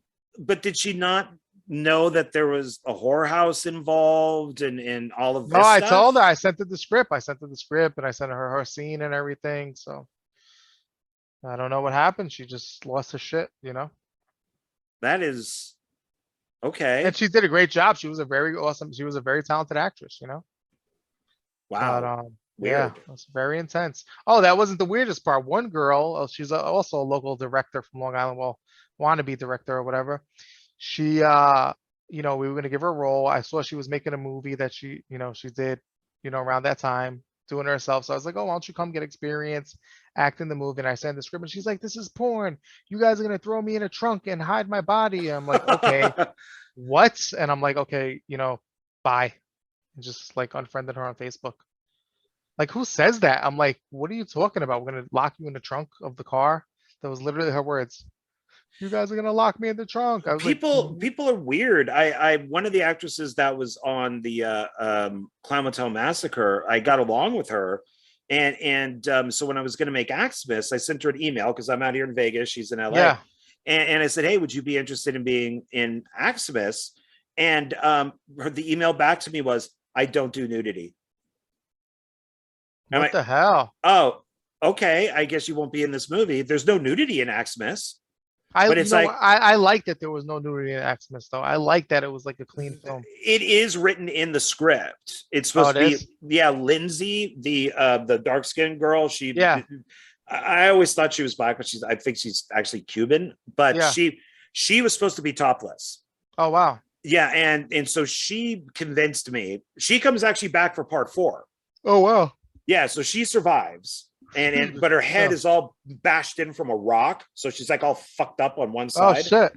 And but she's like, look, I want to be a real actress one day, and I don't want these pictures getting out. How about if I just wear like a push up and like a sexy top and all that? We'll get like some cleavage in there. And Yeah. I'm like, well, that's fine. And then I spoke to Nathan, who plays her boyfriend in it, and I said, dude, do you mind taking your shirt off? And he's like, got a 6-pack. Yeah. And he's like, I don't care. And I'm like, all right, we'll just do reverse. Exactly. We'll give something for the ladies this time instead And of the I guys. I totally understand her, but at that time period when I saw that, it was just so overdone with the toplessness and the exploitation of like women and stuff that when I saw that there was no nudity in your movie, I liked it a lot. That really like because I was just so used to seeing it all the time, the same shit. I really found it refreshing that you didn't do that in that Well, movie. thank you. David Sterling did not like that, but he No, says I yeah, should have had nudity in like it. Theater of Horror. That's why nobody ever saw Theater of Horror because I didn't put nudity in it. Now I regret it. It's yeah, not everything needs nudity in it. So Yeah, it's when necessary. I've done it recently, like in Amityville Shark House. It just needed. Yeah, it was supposed to be done. She was an escort in the scene and stuff, so it had to be done. But the girl was totally comfortable with it and stuff, and that's so it worked out fine and stuff. well, and that's it. If you could find an actress who's comfortable, like for Meathook Massacre 4, Yeah. I did find an actress who's is a nudist. And Oh so wow. she was, Selena Deeb. So she was naked in a big cage. She Hmm. even said, "Do you want me to take my panties off?" And I'm like, Oh "No, my no." God, no, Yeah, I'm you like, can't do "No, that. leave the Yeah, panties on because she's outside and people can see it." And I'm like, "No, no, you can leave that on. I don't need the perverts watching you." yeah. And so she was barking like a dog, topless, and then she's the dinner that's on the main Well, Julie table. said when we were watching it, Julie said that part got cut out. She said, "Wait, there's a naked chick in a cage," Yeah, and she said that got cut out. I was like, a "What are you lot of talking stuff about?" got cut Yeah, a out. lot. Yeah, they butchered. They meat hooked your film basically. They did. They did. They destroyed it. I mean, But like, how great was it? You had Julie, who's amazing, Brink Stevens, like you had some cool shit in that movie, man. You did really, you should yeah. be really proud of that. Like just having Brink Stevens in there is badass. Oh, and Brink was great to work with too. Is we found her an actual trailer. So Oh wow. but it's in this park that's Hmm. really nice, Hmm. and the trailer is really nice. And Dustin Ferguson told me, she likes these things, so get her like this drink and get her these treats and stuff like that. So Yeah. I stocked up, the cabinets with stuff like that because she was only Yeah. there for really like a day and a half. And but we could say like, well, where's Brink? Oh, she's in her trailer because she was literally in a trailer. How great is that, man? But it was nice. I mean, this thing was not like some white trash trailer, with a broken down car out front. This was like a really nice trailer. I think it was like $200 a day or something like that. I like the effect when you like bash Julie's head into and that was pretty cool too. Yeah, oh yeah, and there's like the blood spraying. Yeah, So that looks really real. I was like, well, oh my God. and Julie was great to work with too. So Yeah, she's the that best. was, yeah, so she really got into, because what I did was for her costume is I showed her, I have a crush on Kirsten Wiig, Hmm. and Kirsten Wiig like years ago did a photograph of herself like in a diner, and Yeah. she looks like a trucker. So she has like the hat on, she's got like the really tight shorts, she's got like like the tight shirt, and I was Yeah. like, this is not the Kirsten Wiig that we know today. It was like really nerdy. This Yeah. is like sexy trucker Kirsten Yeah. Wiig. And I said, Julie, I want you to look like that. That's what I Yeah. want you to She look looked like. great. She looked hot in it. She looked good. She had Yeah. herpes in it, but That nice little right there. I know that was a Uh, good touch. yeah, I and know. and I I looked at shot. it, I was like, that's not real, right? No, that was all Miranda. That was all her stuff. And She's good, Miranda. yeah, and I shot, I want to say half the movie. So Romeo was only there for the Wow. beginning out on the road with like Donna getting hit. Wait, so Miranda was the other girl, the other killer, the girl killer, the girl version, or no? No, Miranda played a victim. Okay. Yeah, that's Lindsay backs into her, and then she's on the ground dead. Okay, was that inspired by Texas Chainsaw Massacre New Generation or no? No, Oh, okay, that's no, what I thought. I mean, obviously, because it's Meat Hook Massacre, it's Yeah, from Texas. It I thought that's what you were going for. I thought that was the movie that inspired No, it. actually, I was no. What inspired it was Texas 3. Okay. That's my favorite sequel, and that's why we have the gas station scene like in Texas 3. Okay, that was a great set. Man. Bubba goes to another family like Leatherface Yeah. does in part 3, and but Miranda and I have a joke that is, if I ever need a dead body, she's the body. Yeah. So she's a dead body in Axmas. She's a dead body in Axmas 2. She's a dead body in Meat Hook 4. She's a skeleton. She turns into a skeleton in Skull Evil. With Julie, is that the one that turned into a skeleton with Julie? Julie's in that one. Yeah, Skull Yeah, Evil. Julie. Yeah. That gas station set, how much was it to rent that? That was out in I'm blanking exactly, but I think it was like $100 a day. Oh, that's a great deal, man. You got to use that. Just a suggestion, you could use that set to make a whole movie around. That was a great set. It's one of those things where one film crew ruined it for everybody, and they were charging an arm. The people that are out there are very religious, so you can't, like, they won't let you shoot nudity. Blood, of course, is okay for some reason, and swearing is okay. But I guess somebody like got blood all over one of their like abandoned houses, and they shoot movies out there, music videos, movies, all that stuff. There's a ton of stuff shot out there. I'm blanking on the name of it. And they're now really strict with who films out there. They almost didn't let me film out there when I said I was shooting a horror movie, but I said, oh no, it's just a gas station. There's no blood or anything. It's just people pull up to a gas pump. Yeah. And they're like, oh, okay, as long as there's no blood being thrown around. And I'm like, oh, no, wow. no. That's what happens. Some people ruin it for everybody, unfortunately. Yeah. But of course, I didn't tell her that Julie basically is playing a lesbian.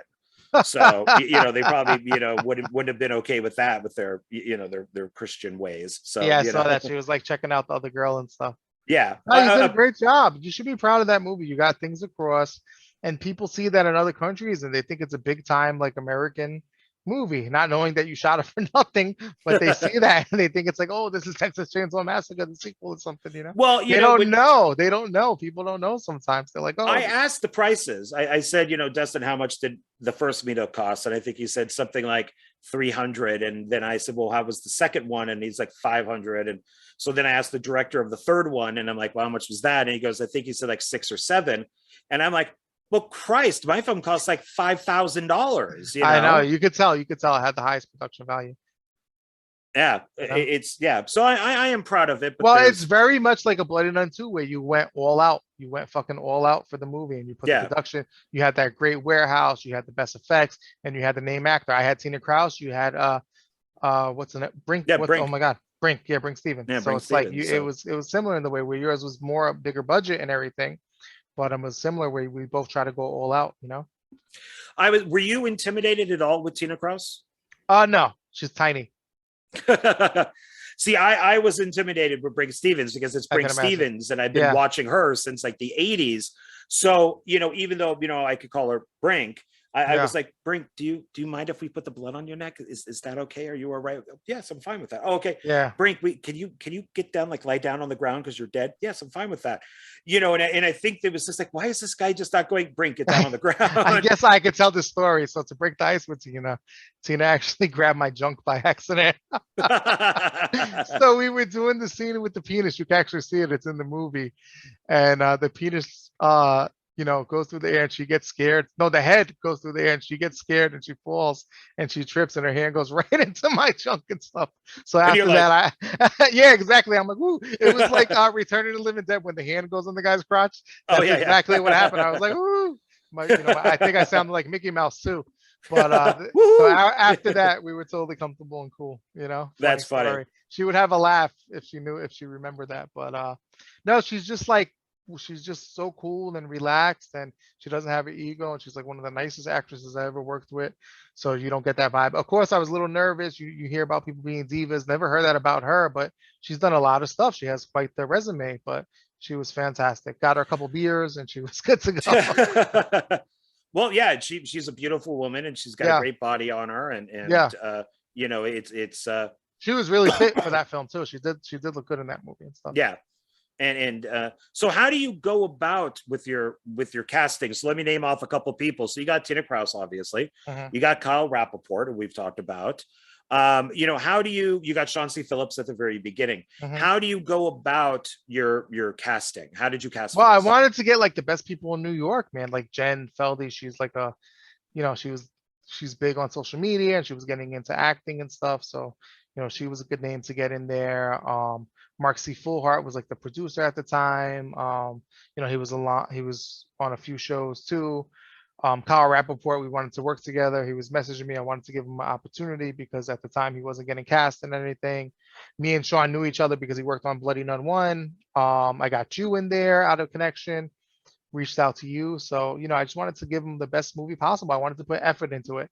It's not perfect, it has its flaws and everything. It's a low budget film, but I'm very proud of it. I'm very proud of the way it turned out, and I think it's entertaining and stuff.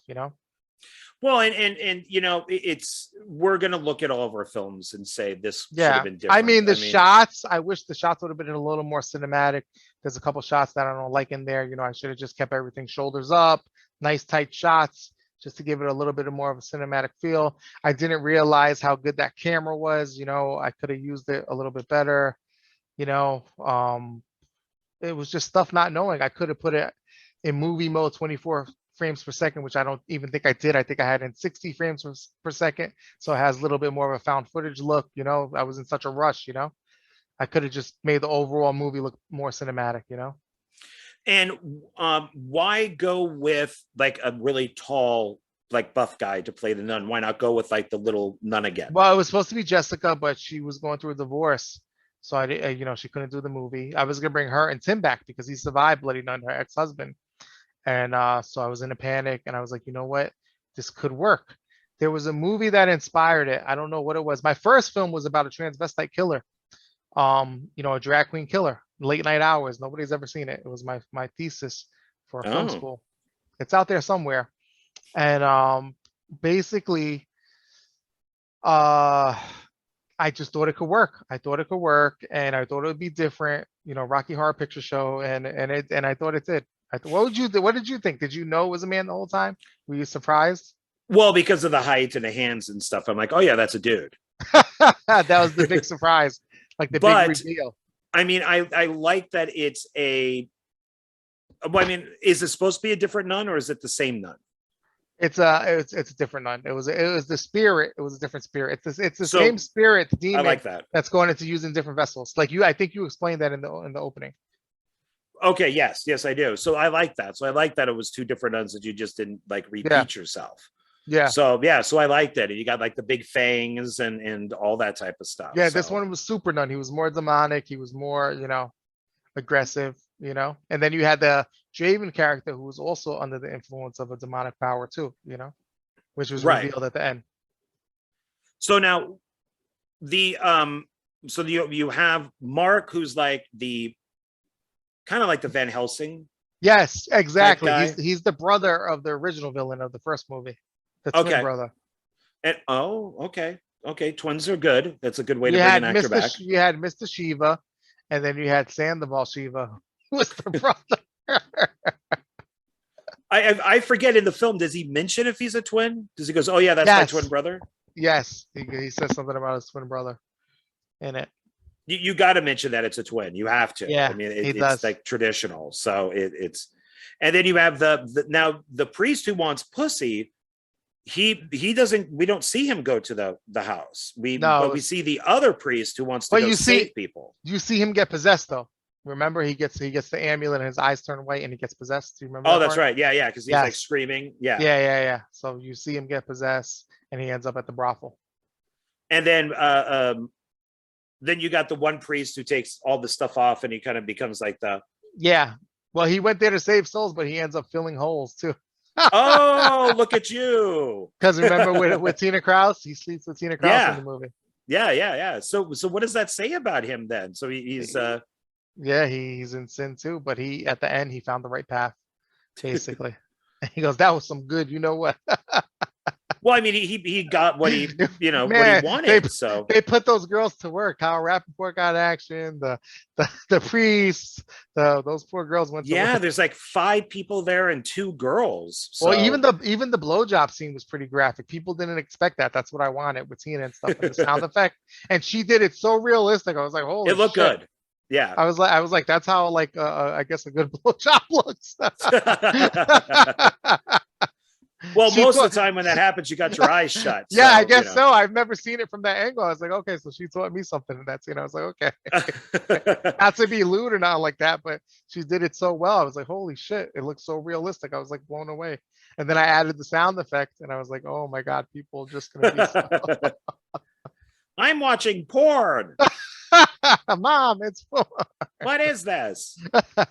and then she cuts away, and then you reveal the big wiener, That then gets yanked pulled off. out, yanked off. Yeah. Yeah, she pulls Yeah. him off. And then that's when he gets thrown around a lot. And then we have an insert of the nun like clenching her fist right before she grabs it. Those gigantic hands. That's funny. Yeah. Those very muscular hands. And then And he's like, easy, easy, easy. Oh, easy. It's yeah, okay. It's all right. yeah. And then what about the actor who played the main pimp of the house? What about him? Draven, he's a very good actor. I met him working in the post office also. And I was talking to him, and he wanted to act again. He was in Carlito's Way. He was a theater actor. He was a roadie with bands and everything. And I got him to come out of retirement. He was actually made a cameo in Theater of Horror, and Oh. he's in the new Bloody Nun too. So great actor. He's a total method actor, so you cannot cross him when he's in the zone. Yeah, you can't. They flip out. Just don't look him in the eyes. Yeah, Look you at can't. When they're in the zone, you might get yelled at when you're dealing with a method actor. It's crazy, but it's Is just the that way how it he is. actually talks, or is that for the film? That was for the film. He's totally different in Bloody Nun. It was over the top, but I like it. Watching it back, I liked it. I liked his performance. And I noticed that even though it's supposed to be one night, there are many wardrobe changes. Yes, that was part of the character. He wanted to do many wardrobe changes in it, which I thought was cool. So while people are being murdered, he's like changing his clothes. Yes. See, I wish we had more time to make a longer story and had money for different locations, because we could have made something really, really special. Because I love that storyline, and like I said, my goal is to reboot it, and do like a requel, Bloody Nun Cat House or Bloody Nun Bordello. I think Bloody Nun Bordello sounds better, and retell that story with a higher production value. Well, when you get done with rebooting the first one, yeah, Yes. like you said, reboot the second one, Oh reboot my your own God. movies. Can I tell you about that shoot or no? Yeah, please.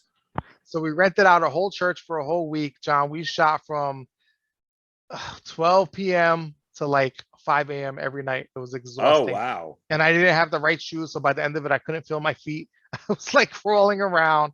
It was so grueling, but we got the movie because we had the full run of the place. So it was like an Evil Dead shoot where we shot from morning to sunrise. Wow, nice. Yeah, so it was insane. It was insane, but it was great to have full reign of a place like that. So it's going to be amazing when that's done. So is that the main location? Is this church? That's the main location, the church. Yeah, we have a jail set that we shot at, and then a interrogation, and then like a studio, and then the main location is church. So it's going to have really good production value. Is it a functioning church? Yes, it was a real church. So did they have any issues with what type of film it was? No, they didn't. I told them, and I was like, "Is there anything you wish we're not doing?" He's like, "No, I'm cool with everything." That was like the And priest then, that was there. and then with the money that we gave them, I think it was 3,000 for the whole thing. They invested a new garden into the church. So we gave back to the church, which is really nice. Do you have like a little plaque there? That the garden is says Will Collazo on it. Yes, Bloody Nun. Yeah, Bloody Nun. Yeah. Contributed by the Bloody Nun. So that was another one where we couldn't get the nun. We couldn't find the nun, so we had to get creative with that one. So we had to rewrite. Julie was up. I would be passed out in the bed, and Julie would be up at 5 a.m. rewriting the script, trying to adjust it and still come to set. She's amazing. She is amazing. So Well, who she- ends up being the nun? Tim Hatch I know Tim Hatch. from Polonia Palace. I know Tim Hatch. Okay, Yes, Tim Hatch ends up with nice. the full nun makeup and costume, and then Tina Kraus ends up getting the last one with the possession. Somebody else gets it, and she goes to do an interview at the jail, and she ends up getting it. Can you guess the film that inspired that? Think of a film where they passed on a demon. Fallen. Jason Goes to Hell. Oh, Very similar. Fallen is better, but okay. It's better. It is better. Fallen's a great movie.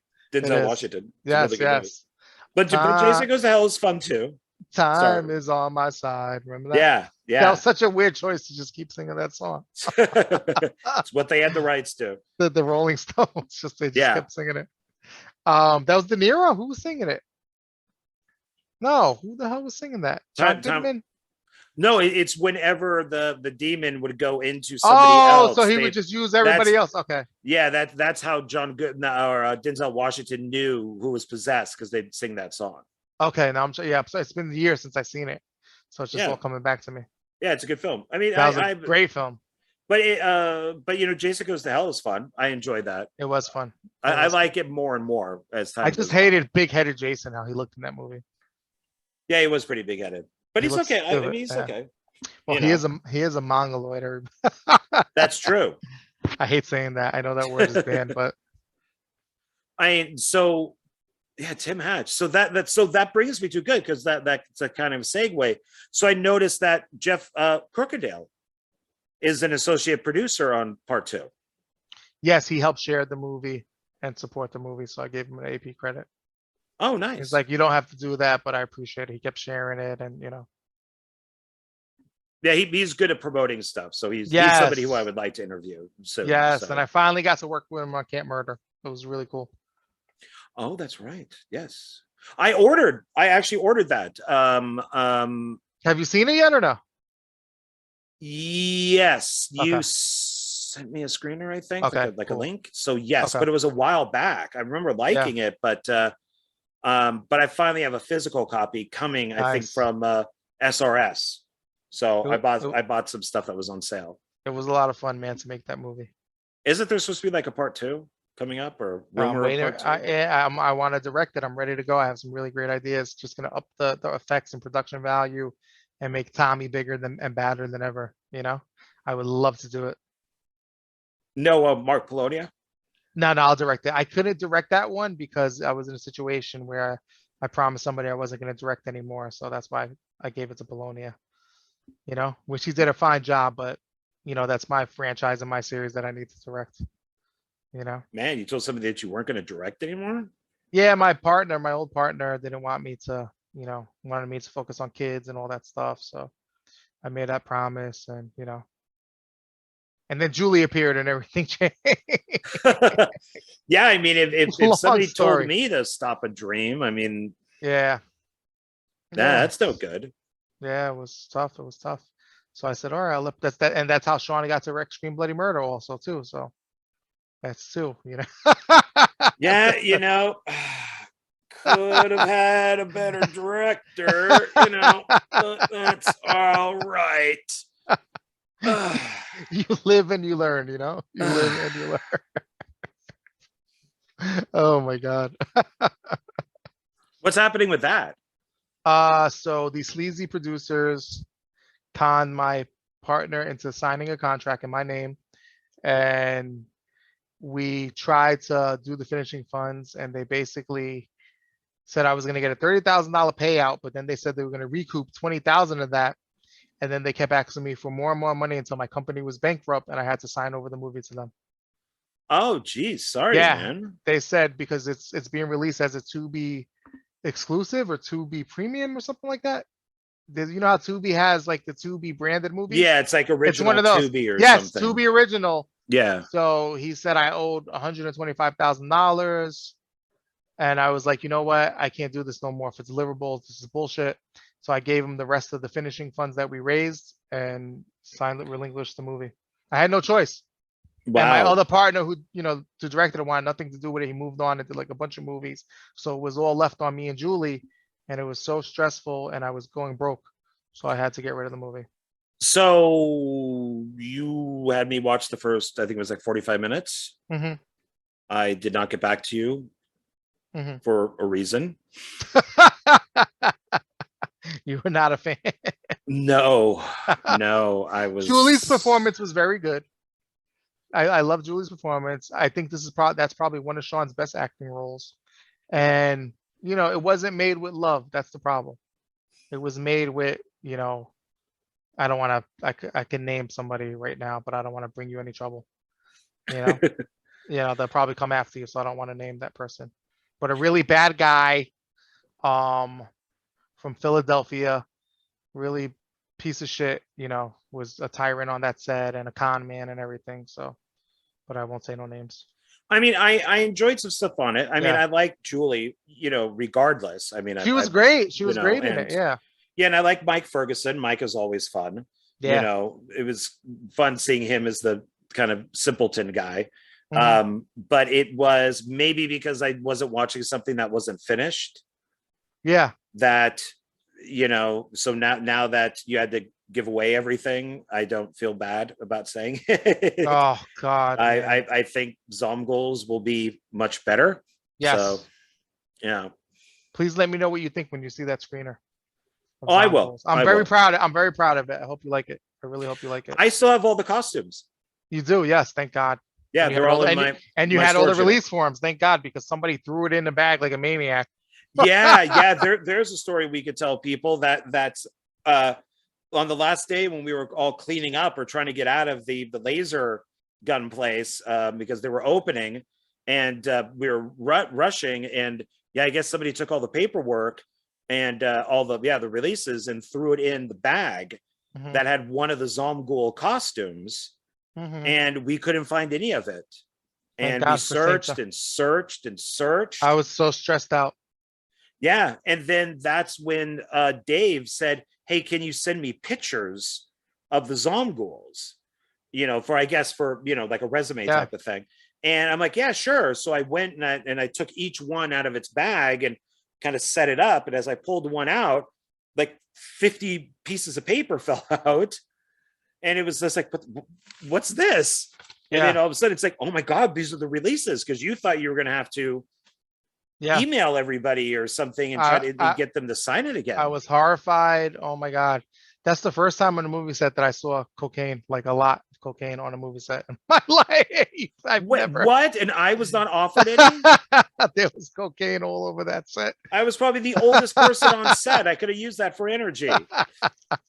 And then I was so tired from being up the rat party. I was like falling asleep. Probably like the last day, they probably thought I was on drugs, and I was not. I am totally straight edge, but people probably thought I Oh was on drugs because man, some there's so many stories I being heard a told. rumor that people said I was on drugs during that set. I heard that rumor. Yeah, which is insane because I've never done a drug in my life. So it's like that was It's crazy. it's interesting when people say that other people are on drugs, especially film sets, Yeah, and I work at a storage facility, so I deal with crackheads and meth heads and homeless yeah. people a lot. And so when I hear somebody, and my drug of choice back in the 80s when I was in my 20s was cocaine, and I did an Really? awful lot. Oh, wow. Oh, I Wow. was so thin and handsome, and my God, I was the exact opposite of what I am now. Mhm. And a lot of it had to do with cocaine because I was always thin. But it was And different back then. You didn't know the dangers of it and stuff, right? It was a different drugs looked that different back then. I don't know. I'm guessing. mm, I knew the main guys, so we got the good stuff. Okay. So it's yeah, there's longer stories to this, Yeah. but it was not the stuff that you would just buy off the street. It was like good stuff. And but I gotta say this joke. One of the actresses in the movie who was no longer part of the production literally did all the cocaine in Vegas during that shoot.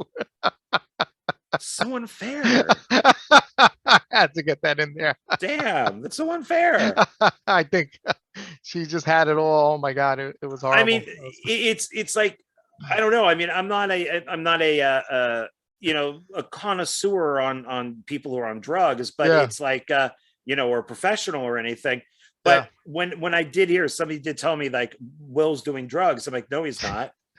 I'm like, I've kicked out meth heads, you know. I I know. used to do coke, I've done shrooms, pot, I've done all that Yeah. stuff, and it's just like, this is not, no, this is not what this sounds like. No, No. I was exhausted one because we had the rap party and then we had to get up at 8 a.m. and film like the last day. So I was with the boom mic because the boom girl left and I was like falling asleep. So I guess people thought I was doing drugs. I was exhausted. It was an exhausting shoot, you know? And I was at 5 o'clock, everybody was partying and drinking at the bar. I was in my hotel room sleeping. So I don't know, you know, so crazy. It's so crazy. Well, and one of the things that's on set, this is for Zomghouls, and then we'll get back to Mhm. Bloody Nun too. We could talk about Zombies all But night. The most amazing shoot yeah, ever.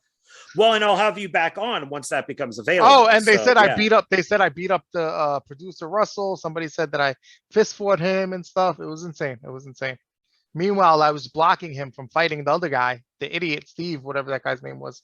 You know, so so yeah, the entire book could be written from that I set. know. So, but one of the crazy things was in this. Well, it's not so crazy, but we had those two boxes that were filled with coffee that nobody knew Oh, what to do with. nobody So ever. So they went and they spent my budget on coffee from Starbucks when we had that yeah, amazing coffee from Michael Brennan or Michael Barron. How do you say it? Michael Burren? I can't think of his name. who's now a sponsor of me. Oh, really? Yeah. That was some of the best coffee I've ever had. What a nice guy. Yeah, he's got two brands, and he has a TV show on like Yeah. Discovery, He was and from the Mahal's movies, the Mahal sets and everything. He was a total pleasure, and his scenes came out really good in the movie. yeah, he's a good guy. And so I messaged him saying, hey, would you like to be a sponsor for me? And he sent me a whole box of coffee, and it was all these. He has two different brands of coffee, and he's got a great TV show, and he saves animals. So the great thing about that is that out of like a cast, a crew of like 30 whatever people, John Warder was the only one who knew how to brew coffee. And none of us idiots knew how to make coffee. Well, So because we were all look at John like, can you make the everybody, coffee? because everybody kept buying coffee, and it made no sense to me. Like, okay, well, first of all, I could just bring a coffee machine. I have one Yes. at home, and so I can just brew coffee here. Yeah. Why are we buying it? Why don't we just buy a can? So then Yeah. we started using the can, and then it was just like, why do we have like 24 bags of coffee down here? Nobody's using this coffee and wildlife coffee. Yeah. And it's just like, well, shit, let's just break this coffee open. We have no idea Yeah. who it is, but it's there for a reason. So then Julie and I started, you know, Yes. she was doing a lot of the the craft. Yes. And then I was doing the coffee. So we just kept using those bags after that. Yeah, And and it then was fantastic. It was so nutty. It was some of the best coffee. We had those good bagels. We had good food on that set. There was definitely yeah, good food on that set. yeah. Well, did you have good food on Bloody Nun too? On Bloody Nun 2, we had Popeye's chicken. Ooh, Popeyes is good. It was pretty good. Popeye's chicken and pizza, I think. Do you prefer Popeyes or KFC? Neither. It's too greasy for me. Sonic. Okay. Me and Julie had Sonic tonight. They make the best banana milkshake. Yeah, I Sonic had. Oh my god, it was so good. I was being so fat. It was so good. Yeah, I'm trying to go back on a diet. I gained like 20 pounds from all the depression and hardships I went through last year and stuff, but I'm back on the mend and we're doing really good and stuff, you know. It was just a big lifestyle change that I went through. So I wanted to have one last Sonic experience before I head back to Your getting last healthy. supper. Yes, it was amazing. I really like that you and Julie are a couple. So it's you have what I yeah. have, what I want Yeah. to have. Yeah, oh, thank you. I appreciate it. Oh yeah. Oh, she's my soulmate. She's amazing. She's the nicest person. We live together. Obviously, people don't know that, and we have a really good life together. But it was a very complicated situation in the beginning, and it was totally unexpected, and it just happened naturally. It was like the world wouldn't stop us from being together. It was just, you know, there was no stopping it. So I'm directing the Zombies movie and falling in love with this woman. It was crazy. It was so confusing, you know. It was so confusing. I'm like, what is going on? Why is this happening? Does not like this ever happened before. I'm professional. I don't deal with actresses like that. And it was just a natural thing that took over. Nature took over. It was crazy. So I mean, imagine if you didn't make Zomgoals and you just decided I to make a know. film in New York. I know.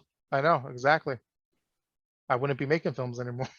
Yeah, I find that so weird. I mean, I know. I kind of dated somebody like that for 3 years, Hmm. and it was, but she wanted to be an actress, so but she didn't want me to do horror films and stuff. She wanted to Hmm. do Jennifer Aniston type movies or Oh Brad God. Pitt type movies, and so I did short films like that, and some of them are I was up just on gonna YouTube. say, I was just gonna say, I could see you doing good movies like that though.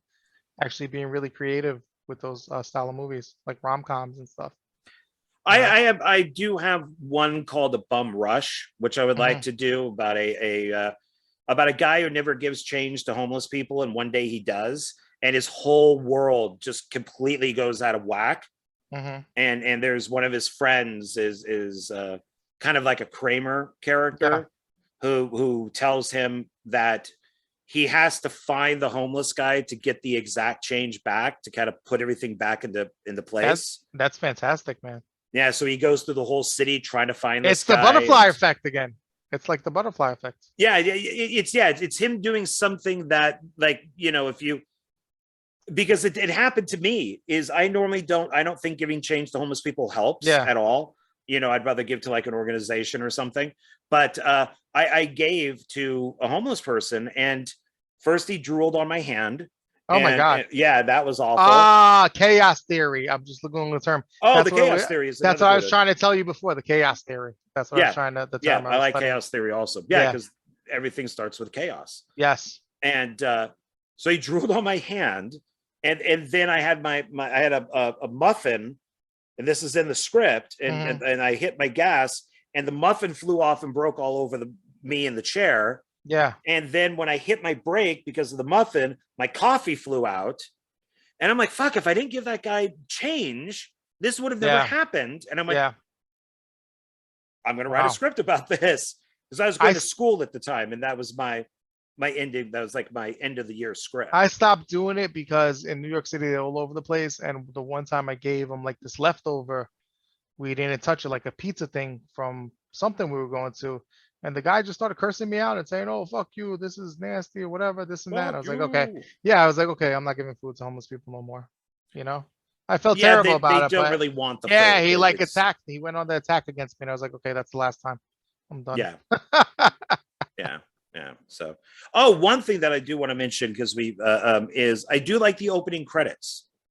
Oh yeah, that was Dave Rodriguez did a sick edit on that with the credits. He said that it was inspired by American Horror Story credits Oh, I could see that. for the opening. Yeah, Yeah, so he did that the intro for that.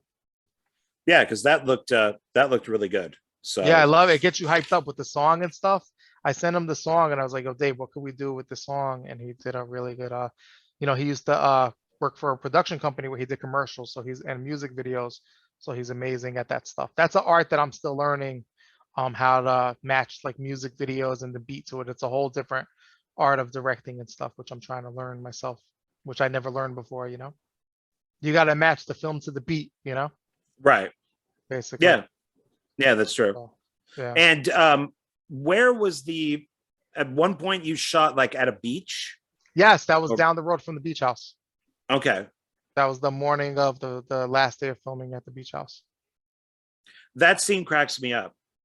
Because it's supposed to be in Santa Monica.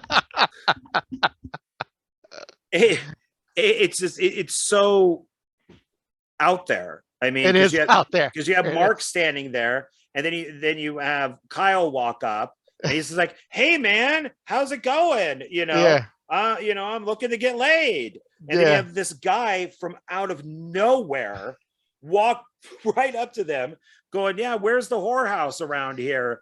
And he's like, "Hey, come here, buddy. I'll take you there too. You want to Yeah. get laid? I'll show you." Yeah. It's just such it's a funny but odd scene at the It same is pretty time. odd. And Kyle was so nervous. Kyle's calling me right now. But Kyle was so nervous on that in that scene and stuff to open it up. But it was fun. And I love the way it looked too with the camera. Mark looked good in it and stuff. He had a bullet or something. I Yeah, think. Yeah. yeah, Mark just kind of stood there and let them do their own thing. It's just like, Basically. yeah, just okay, talk about horrors. Go ahead. Yeah. But And so where was the whorehouse? The whorehouse was in Mastic, New York. I'm It was sorry, the Women of the Night House. I don't want to offend anybody. the cat house, yeah, the bordello Okay. was in Mastic, New York, out on Long Island. We got a really good deal on our Airbnb, so we also slept there too. Oh, okay. I've heard about that now. I've heard that's like the biggest thing is Yes, you just got to to make call sure that Airbnbs. you just got to make sure they're okay with you filming because some of them are not. You know. Yeah, I've talked to other people. They're like, yeah, we called like 10 people, and one guy said yes, but like we couldn't use blood. Like It's there the was no cheapest blood. way. It's the cheapest way to make a film, really, for a location. Yeah, I need to look into that because I lost my location for Ghoul, Yeah, and I that need a sounds new amazing. house. That sounds amazing. By the way, great game. I'm hoping it could get made one day. What is it? A CGI gold thing, or is it like a? No, Tyler Kilgore, who's an actress out here, and she's like a model and stuff. And what I wanted to find and I've told her this, so I have no problem saying is that I wanted to find somebody who I thought was beautiful, and I wanted to make them ugly. So I wanted her to be this ugly ghoul. So when we have the flashbacks, and she's walking with her mom before she gets bitten by a ghoul, Yeah. like a male ghoul. Okay, wait. All right. I don't want to lose my thought. Do you remember the episode of Tales from the Crypt with the ghouls? It was really disturbing, where they were like regular people, and then it's revealed that they're ghouls, and they like take out their teeth, and they have ghoul teeth and like a ghoul face, No. and they would eat people. Yes, it was amazing, and that's the first time I actually saw ghouls. I'm like, holy shit, that's a ghoul. It was really fucked up. It was really disturbing. Oh no, I don't remember that. Yeah, One it's at like all. they're normal, and then they start taking all the stuff off, and you see that they're ghouls, and they eat somebody. Yeah, it was really, really disturbing. I'm glad to say my film is nothing like that. So Okay. nothing like that at all. She So literally what? is a ghoul. So what's the definition of a ghoul to you? It's not a zombie, is it? No, it's basically someone who would like go into a grave and eat the body inside a grave. Oh my God. So yeah. That's you made that up? Or that's No, disturbing. that's what a ghoul is. That's what a ghoul is? Yeah. Let me see this.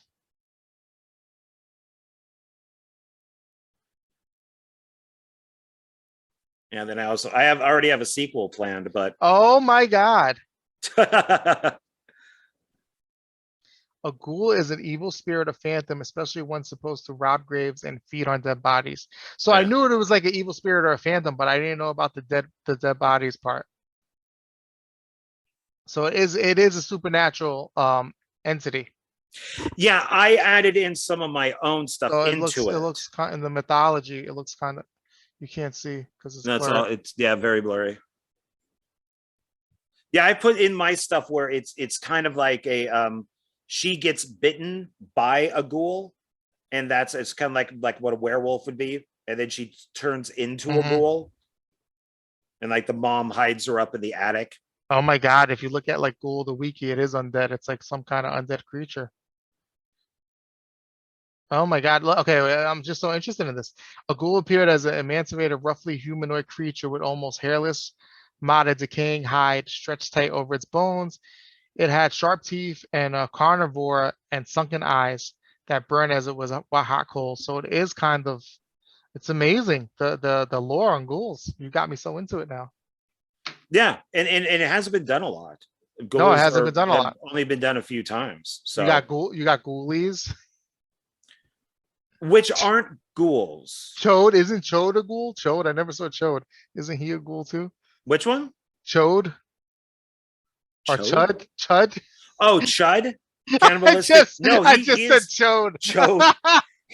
He's a Chode is a little cannibalistic penis. humanoid underground dweller. A Chode is a little wiener. Sorry, John. Well, it's okay. We've had big wieners and little wieners tonight. So I meant Chud. Sorry. no, there's like a movie with Peter Cushing called The Ghoul. I think Boris Karloff made a film called Ghoul. Wow. And then there's a couple other films that there's ghouls. But there's only been like five And or then six. the famous one, the Ghoulies, which are like little mini. Yeah, but I don't think those aren't really ghouls. Just the mean, one in the that's toilet bowl looks like one, right? yeah, that could be, he could be kind of a ghoulie or a Yeah, ghoul. Yeah. yeah.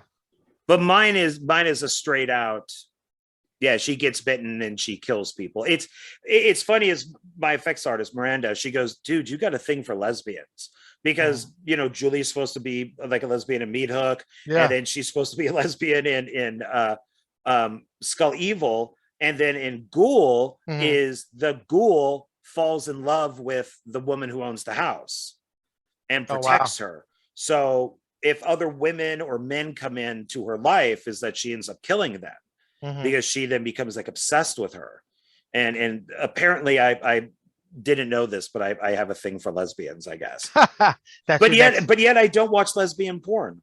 That's gonna be your next Indiegogo or Kickstarter. Cool. It's already been done and it failed. Oh, it did fail. Oh, Yeah, I still have I the know that. money for it. So if Mhm. anybody's watching this who contributed to Ghoul, the money is still there. I think it got like $2,000, and I need You could to. do it. You could do it for 2 grand if you really, really, wanna It make it indie. depends. Well, Yeah, then because of COVID, I lost the that's house. that's what happens. That's what happens. Yeah, and my actress owned the house, Yeah, and so she didn't want to do it because then she had like her whole family move into the yeah, house. So I still want to work with who's Selena D. So I still want to work with her because she's supposed to be like a photographer, and I yeah. really really want her to be in it. So No, I even if can't. I have That to sounds do, that sounds amazing. I can't wait. I think if it can get done, it may be my best thing. So Yeah, it I sounds really, badass. It sounds yeah, like a Soska sister movie or something. Like Rabbit or something like that. I would say David Cronenberg over They that. Please, Cronenberg's the master. What are they? I know they made that cool WWE movie though. Um, the That was worse. The first one was great, and that was directed by a porn director. yeah, that Was it Fear No Evil or something? why did they do that though? Why did they hire that controversial porn director for that movie? That was so But he weird. did a great job, though. He did a great job, but then there I was liked the first problems. one. I didn't like Yeah, the second one that much, it was and I too like wasn't a fan cheesy. of Rabbit. Yeah, it I was mean, too. I'd have to see Rabbit again, but Yeah. I do own. I think it's called Fear No Evil. Or No, See No. No, now See that No Evil. See No Evil now is good. now that I think about it, yeah, See No Evil 1 was better than See No Evil 2. I don't know why I thought See No Evil 2 was so much better. They You're right. they they didn't bring in part two. They didn't bring with it a lot of like the small details that were in the first film. Hmm. Like whenever the killer would be around, there'd be flies. Oh So wow. the victims would always kind of be like, "Why are these flies here?" And then like they get murdered, and they didn't bring that It over. was At cool least, because he was like in a hotel. It was the wrestler. It was that I yeah, was such a big wrestling fan, so I just saw Kane and I was like, I couldn't buy him as the killer, but he did a great job. And now he's like a governor of some freaking state. of course. That's so funny. Well, I think David Sterling even did Tower of Blood, which is kind of like that, where people Oh, are that in sounds there. cool. Yeah, I own it. It's not a bad movie, actually. It No, might when be on Tubi. David Sterling was on fire, and I think he was working for Cleopatra Film, he was like on a roll. Remember, he made like Bloody Mary 3D. Am I right about that or something Yeah, like that? He was doing some cool stuff. He was doing some really cool stuff. he's doing. He still has his original stuff coming out, but now a lot of it is kind of, I think, releasing like Joe Sherlock and Yeah, my he my need, two my two films. He's going to be releasing my two anthologies. nice. He needs to give you some films to direct too. David He Sterling, let John direct some movies. I would well, now that he's working with Joe Sherlock, and I see that Joe takes a little more time and kind of directs it when he wants, type of Yeah, thing. I because I was supposed to do Axe Grinder 3. like the Claw. You could have done the Claw movie, the Claw 2 or whatever. You could have done the Axe Grinder movie. You got it. Somebody has to take over the Axe Grinder because it's a beloved character. And you designed the costume for the second one, so somebody needs to really take that over and make it better.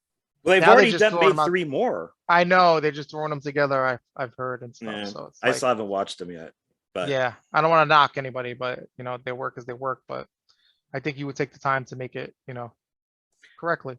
well, and that's one of the problems that's the thing that David has with me is it's like, well, I need time to put it together. I mean, I'm not somebody, I'm not Dustin Ferguson. I'm not Joe Sherlock, and Joe Sherlock is 1,000 times better than Dustin, but I'm not one of those people that, like I wouldn't be able to do Bloody Done 2 in 24 hours. I don't think I could Mm. do that. I think I would need at least 3 days I to do couldn't it. do I couldn't do it in that time period either.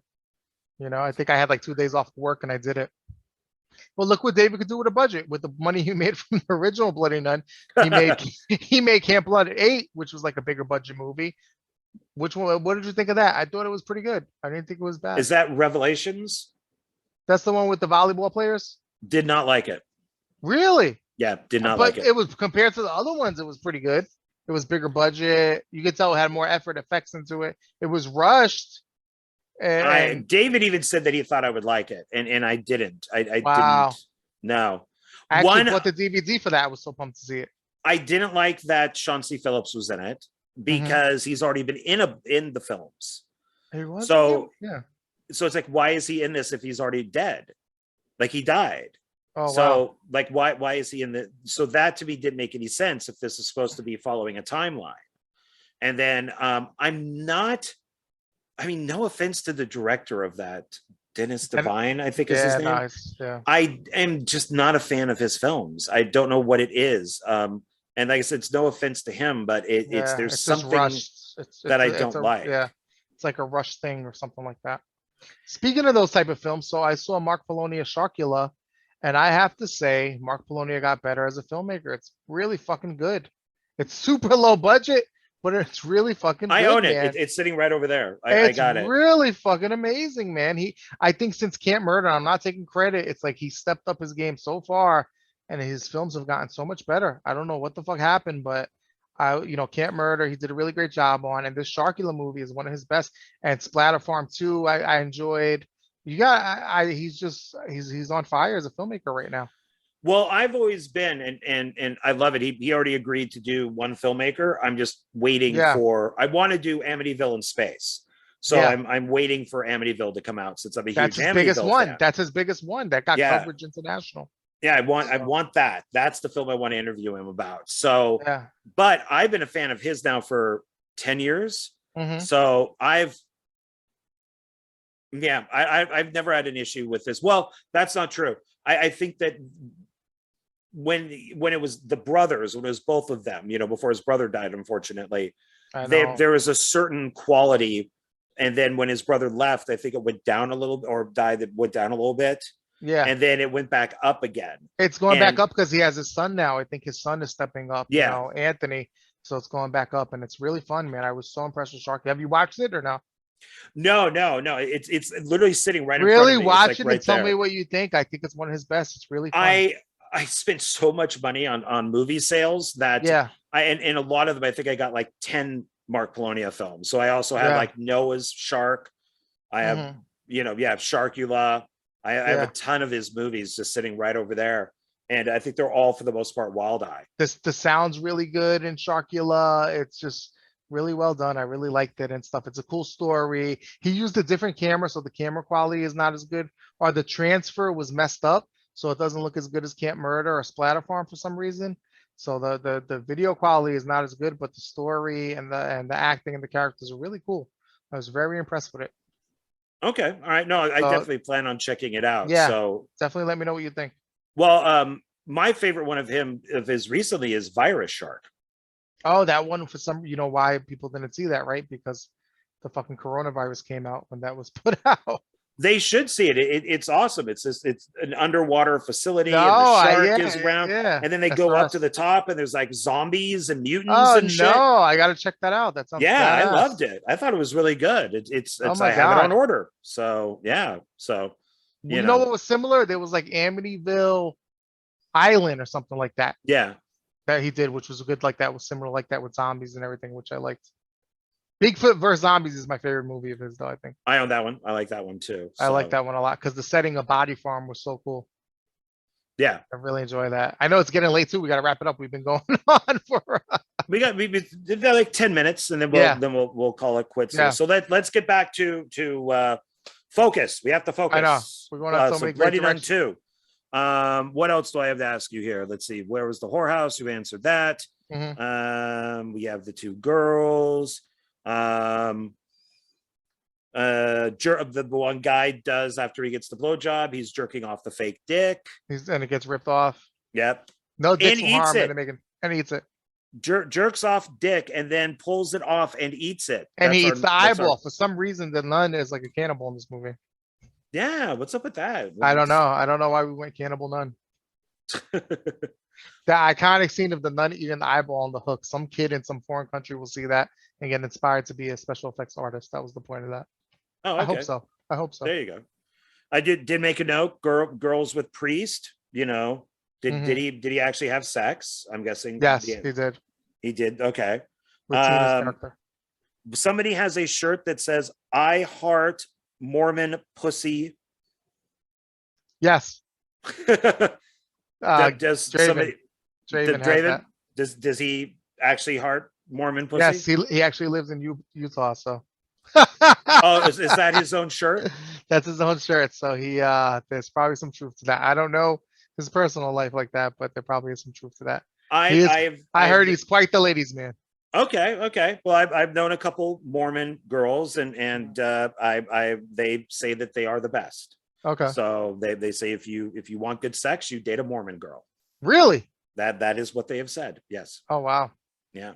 So okay. Everybody's gonna book a flight to Utah now. Mark, his character is 120 years old, Yes. He was. and the pimp is a demon. So why is Mark 120 years old? Because it was like the mythology of the demon hunter. Do you remember Tales from the Crypt Demon Knight? Yes. Where the guy's like, I'm an old man, so it was inspired by that, where a demon hunter could be older battling demons. So that was like the inspiration behind it, to be honest with you. Okay. All So he right. was, yeah. And then the pimp's the demon. Then the pimp's the demon, yeah. Now, The have they pimp is fought each other before, or is this like the first time no, this meeting up? this is the first time that he's dealt with the entity like this. Okay. But he Um. knows he's as the silver bullet. And I didn't mean to rush you before, John. I just know it's getting late and Oh. I'm taking you in all these directions and stuff too. So I Oh was no like, no. It's fine. I don't mind. It's early, still okay, early for me, but it's late yeah. for you. So, now you explain to me, what is Cult Cinema? Is that your company? Yes, Cult Cinema LLC. And what does Cult Cinema do? What type of movies do they make? We focus on horror films, the first phase of Cult Cinema. And the second phase of Cult Cinema, starting next year, we're going to go into more action-oriented films and true crime type films like Tarantino stuff and maybe a vampire film in there. And then we'll Eh, come back to horror. We'll circle back to horror, but we don't want oh, to okay. just stay in the horror genre. What films has Cult Cinema released? Oh wow! Oh my God! Theater of Horror, Bloody Nun, Bloody Nun 1, Night of the Zombies is coming out. Scream Bloody Murder, Cheer Bloody Murder if that ever comes out. Sheer Blood. Amityville Shark House, Amityville Thanksgiving, Amityville Karen was involved in that. Amityville Bigfoot, we didn't have nothing to do with that. And I think that's it. That's all I can think of right now. Okay. Oh, Bloody Okay. Nun reboot, Silent Night, Bloody Night 3. Oh, okay. There you go. Oh, you mean your Yes, newest movies? the newest movies too. Yes, yes, those are coming out. Okay. Okay. All So right. with the pandemic, it's like Cult Cinema took off, John. Isn't that the craziest thing? Coronavirus happened and Cult Cinema took off. It really That's good. established That's itself, great. and now we're working with Lionsgate on Amityville Shark House. So Cult Cinema is going to new levels, man. So it's really a blessing. It's been a great year last year. Now we're just getting stuff out. I'm going to finish Silent Night, Bloody Night and probably take a break for the rest of the year and get ready for next year. Okay. Eh, It's been a lot of fun. And you're part of the Cult Cinema family. yay. I I like to hear know. that. I know. Yay. A lot of people told me Zombies is the first set where I saw problems on a set. I'm like, welcome to filmmaking, baby. Yeah. I remember on Meat Hook, somebody's like, why are we filming so late? I'm like, what are you talking about? This is an independent film. We're shooting for like 14, 15 hours. Yes, exactly. And they're like, wait, we're not filming for only 8? Oh my Like, no, God. dude, this isn't a daytime job. No. You know, This is a passion. This is independent film, man. Jesus yeah. I mean, Christ. I just shot with Joe Luan about 5 days Yeah. ago for Rust 3. Mhm. And that was 9 in the morning, like 9:30 in the morning. And I think we got done at like 2. That's really how it is. It takes time to get set up the shots. If they're not doing it that way, something's wrong. They're not making the movie right. I'm sorry. If you're not taking the time and it's not a full day's work, they're not doing the movie right. No offense to anybody else, but that's what it is. It's hard work on a film set. It's really Yeah. hard work and it's passion. Look at Evil Dead. If they didn't kill themselves, everybody got sick. They worked day and night. we wouldn't have had the classic movie that they made. If Sam Raimi said, "Oh no, we're only working 8 hours. I want to go home," then we wouldn't have a classic, genre-changing movie like Evil Dead. Right. You have to sacrifice. Anything good in life is sacrifice. Yeah, that's true. Yeah. Hmm. I have a note here. Lots of penises. Fake? Yes. Lots of fake penises in it. It was my tribute to Trauma. So I was doing my send off, like trying to make it as penis filled and gory as possible. And Bloody Nun 2 Guts, the Hispanic guy. Yes. But then you get your head ripped off. Yes. What did you think of that effect? It was pretty cool, right? For the budget. Well, there was some CGI in there, Yes. like for the blood, and I like that. Oh, you do like that? I was just gonna ask you. A lot of people don't. It depends on what it is. Like Mark Polonia uses a lot of CGI blood, and I think it makes this stuff feel more like a comic book. Yeah. And I kind of like that. Okay, I like it too. But I hated it when George Romero did it for like the last couple zombie movies that he did. I'm just like, no, you're like a practical effects guy, not a visual effects. Remember guy. the weird one, like the pre-zombie, like head like snapped back all the way, and then it like bit the guy in Land of the Dead, like that weird. It was really bad CGI effects, but it was cool. It was like a cool concept, but it was like really bad. Yeah, he had some like zombie heads on like sticks. Yeah, and they looked, and you could kind of see what like the CGI was down here. Yeah, and it didn't look very good. So it depends, but I thought that it looked fine for yours. I mean, thank you. Yeah, so it added to it. I mean, it works for certain films. It was fun. We had a green screen, which they put up, and then I put on a blue mask, and I did my acting and stuff, and then we put the head, and that's how we did the effects. Yeah, I even wrote here like mask on fake head, love it, LOL. Oh, thank you. So those are my comments on that one. And then you did bring up the eye, so that Heidi has the eye, and then the nun too eats it. It was a supernatural slasher, so the kills just kept coming and stuff, and coming and coming and coming and coming and coming. Yeah. I mean, there's a lot here. We were going to take it far. There was a scene with Kyle Rappaport where the nun was going to rape him and impregnate him, and Kyle was going to give birth to like a demon baby. What the hell? I want to see this movie. Yeah. You better crowdfund for the Bloody Nun 2 reboot and use that script. It sounds too amazing. That was going to happen. So the nun was going to rape Kyle, and he was going to have a demon nun baby, but we cut it out. Where would the baby come from? Like how would he give birth? From his stomach. It was going to emerge. It's just going to rip out, like would it come out of like his butt, like Jim Carrey? Yeah, something like that. Something like that. Obviously, it was going to kill him. It would have been like Freddy. Freddy's dead. Baby Freddy and Freddy's dead. That's what it would have been like. So we were trying to do that. So wow, it didn't end up happening. Tina's boob got chopped off, and we have the full nipple thing. You could see it on YouTube, but we just never got to use it. That's the film you got to remake, man. Sandoval's wife, the lady, she was supposed to get punched by she was supposed to get a stone cold stunner from the nun, and her jaw was supposed to be hanging off. We got to use that thing. Now she does not seem like an actress. It was her first thing ever. Yeah, first film. She was like a theater actress. Okay, I figured like, this must be her house or something. If you want a little dirt, she drove all the way from Pennsylvania to the set. And she ended up leaving with somebody and having a one night stand with one of the cast members. And I'm not saying who. Wow. I'm like, what the hell's going on your set? What the hell's going on my sets? What the hell's going on my sets? I'm not saying who. It wasn't me, but I'm not saying who.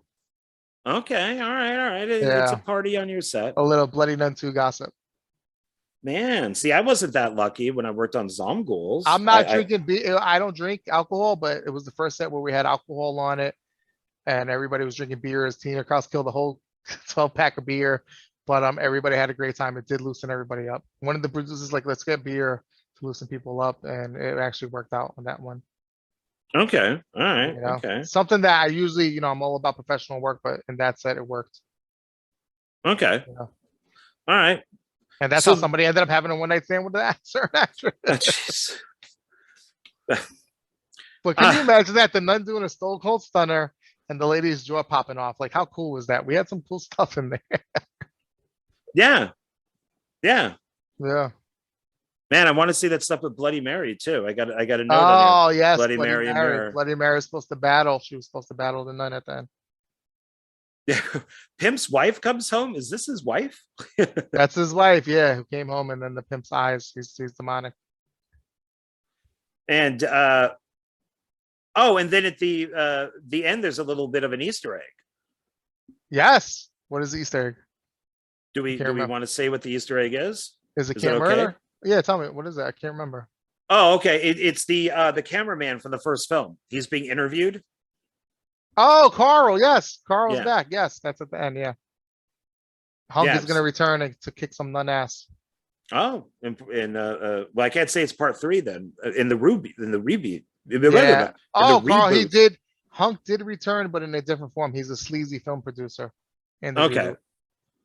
Yeah, But he turns out to be a demon hunter in the end too, though. So we Okay. did keep that character justice. All right. Okay. I mean, there's plenty of other stuff in here. What was your favorite part about Bloody Nun 2? Besides your scene. Yeah, damn it. I mean, I like the stuff with best actor, Sean C. Phillips. Well, I like the stuff at the end with the flickering, with like in the mirror and stuff, and then the nun being there. I like that visual effect. I thought that looked good. Okay. So, and he is best actor. Can he now put that on posters starring best actor? That's an official award too. Yeah. So mad. So mad. And no, Sean, I wasn't jealous. I was just mad. I know. You could have got that. You were this close. I thought I should have. I killed myself. You did. As a tragic priest. As my poster says, I'm a good priest who's going to hell. Think of the people who got triggered by that, who saw that scene and they were disturbed by that scene and they just turned the movie off. You wouldn't let me put up a picture of Jesus. I had a picture of Jesus. Jesus. Yes, because I'm very Christian, actually, believe it or not. And that's why I was like, please don't do that. So I find this whole film to be funny after saying that, but yet you doing some CGI blood on Jesus is. And the funny thing is, I did sneak Christian messages in there. I put Jesus on the cross in there, and I put a cross in there. So I did sneak in some good in there and stuff, So when the Bloody Nun 2, when she gets into the lingerie and looks like a hooker, I had no idea that was going to happen. We had no idea that was going to happen. That was a total surprise to us, and we just went with it. A full dong, ass cheeks clapping. I've never seen anything like that, and I was like, "This is awesome. We just got to go with it." Very Rocky Horror. It was very Rocky Horror, but it worked with the brown wig and everything. Like nobody expected that. I was like, "Oh my god, this is so disturbing." And then he goes, "I want to suck your cock." I was like, "Oh my god." We got a couple of throats being cut too. Yes. So we got that. Did? There was a throat slit in it. Tina Kraus. Tina Kraus had a throat Kraus, and then I don't know his name, so I have to refer to him. I'm sorry, as Black Guy. But if it says Black Guy gets his throat cut. Lawrence, yeah. I never know. On these things, even with like Jonathan Moody, when we do our reviews and all that stuff, I always refer to the people of like, the black guy or the white woman or whatever it is, and I never know if I'm going to get canceled for that. But sorry, I can't take time to learn everybody's names. Yeah, he did a good job. That kid Lawrence. I don't know if he ever acted again after that. I think he retired. Well, you cut his throat, so I would think not. That was a pretty cool effect too, because we had the effect that it was spurting out blood. Now you had the same kill twice though. We did two. Yeah, we did. With Kyle, yeah. Too. We really used that. We really used that gag a lot.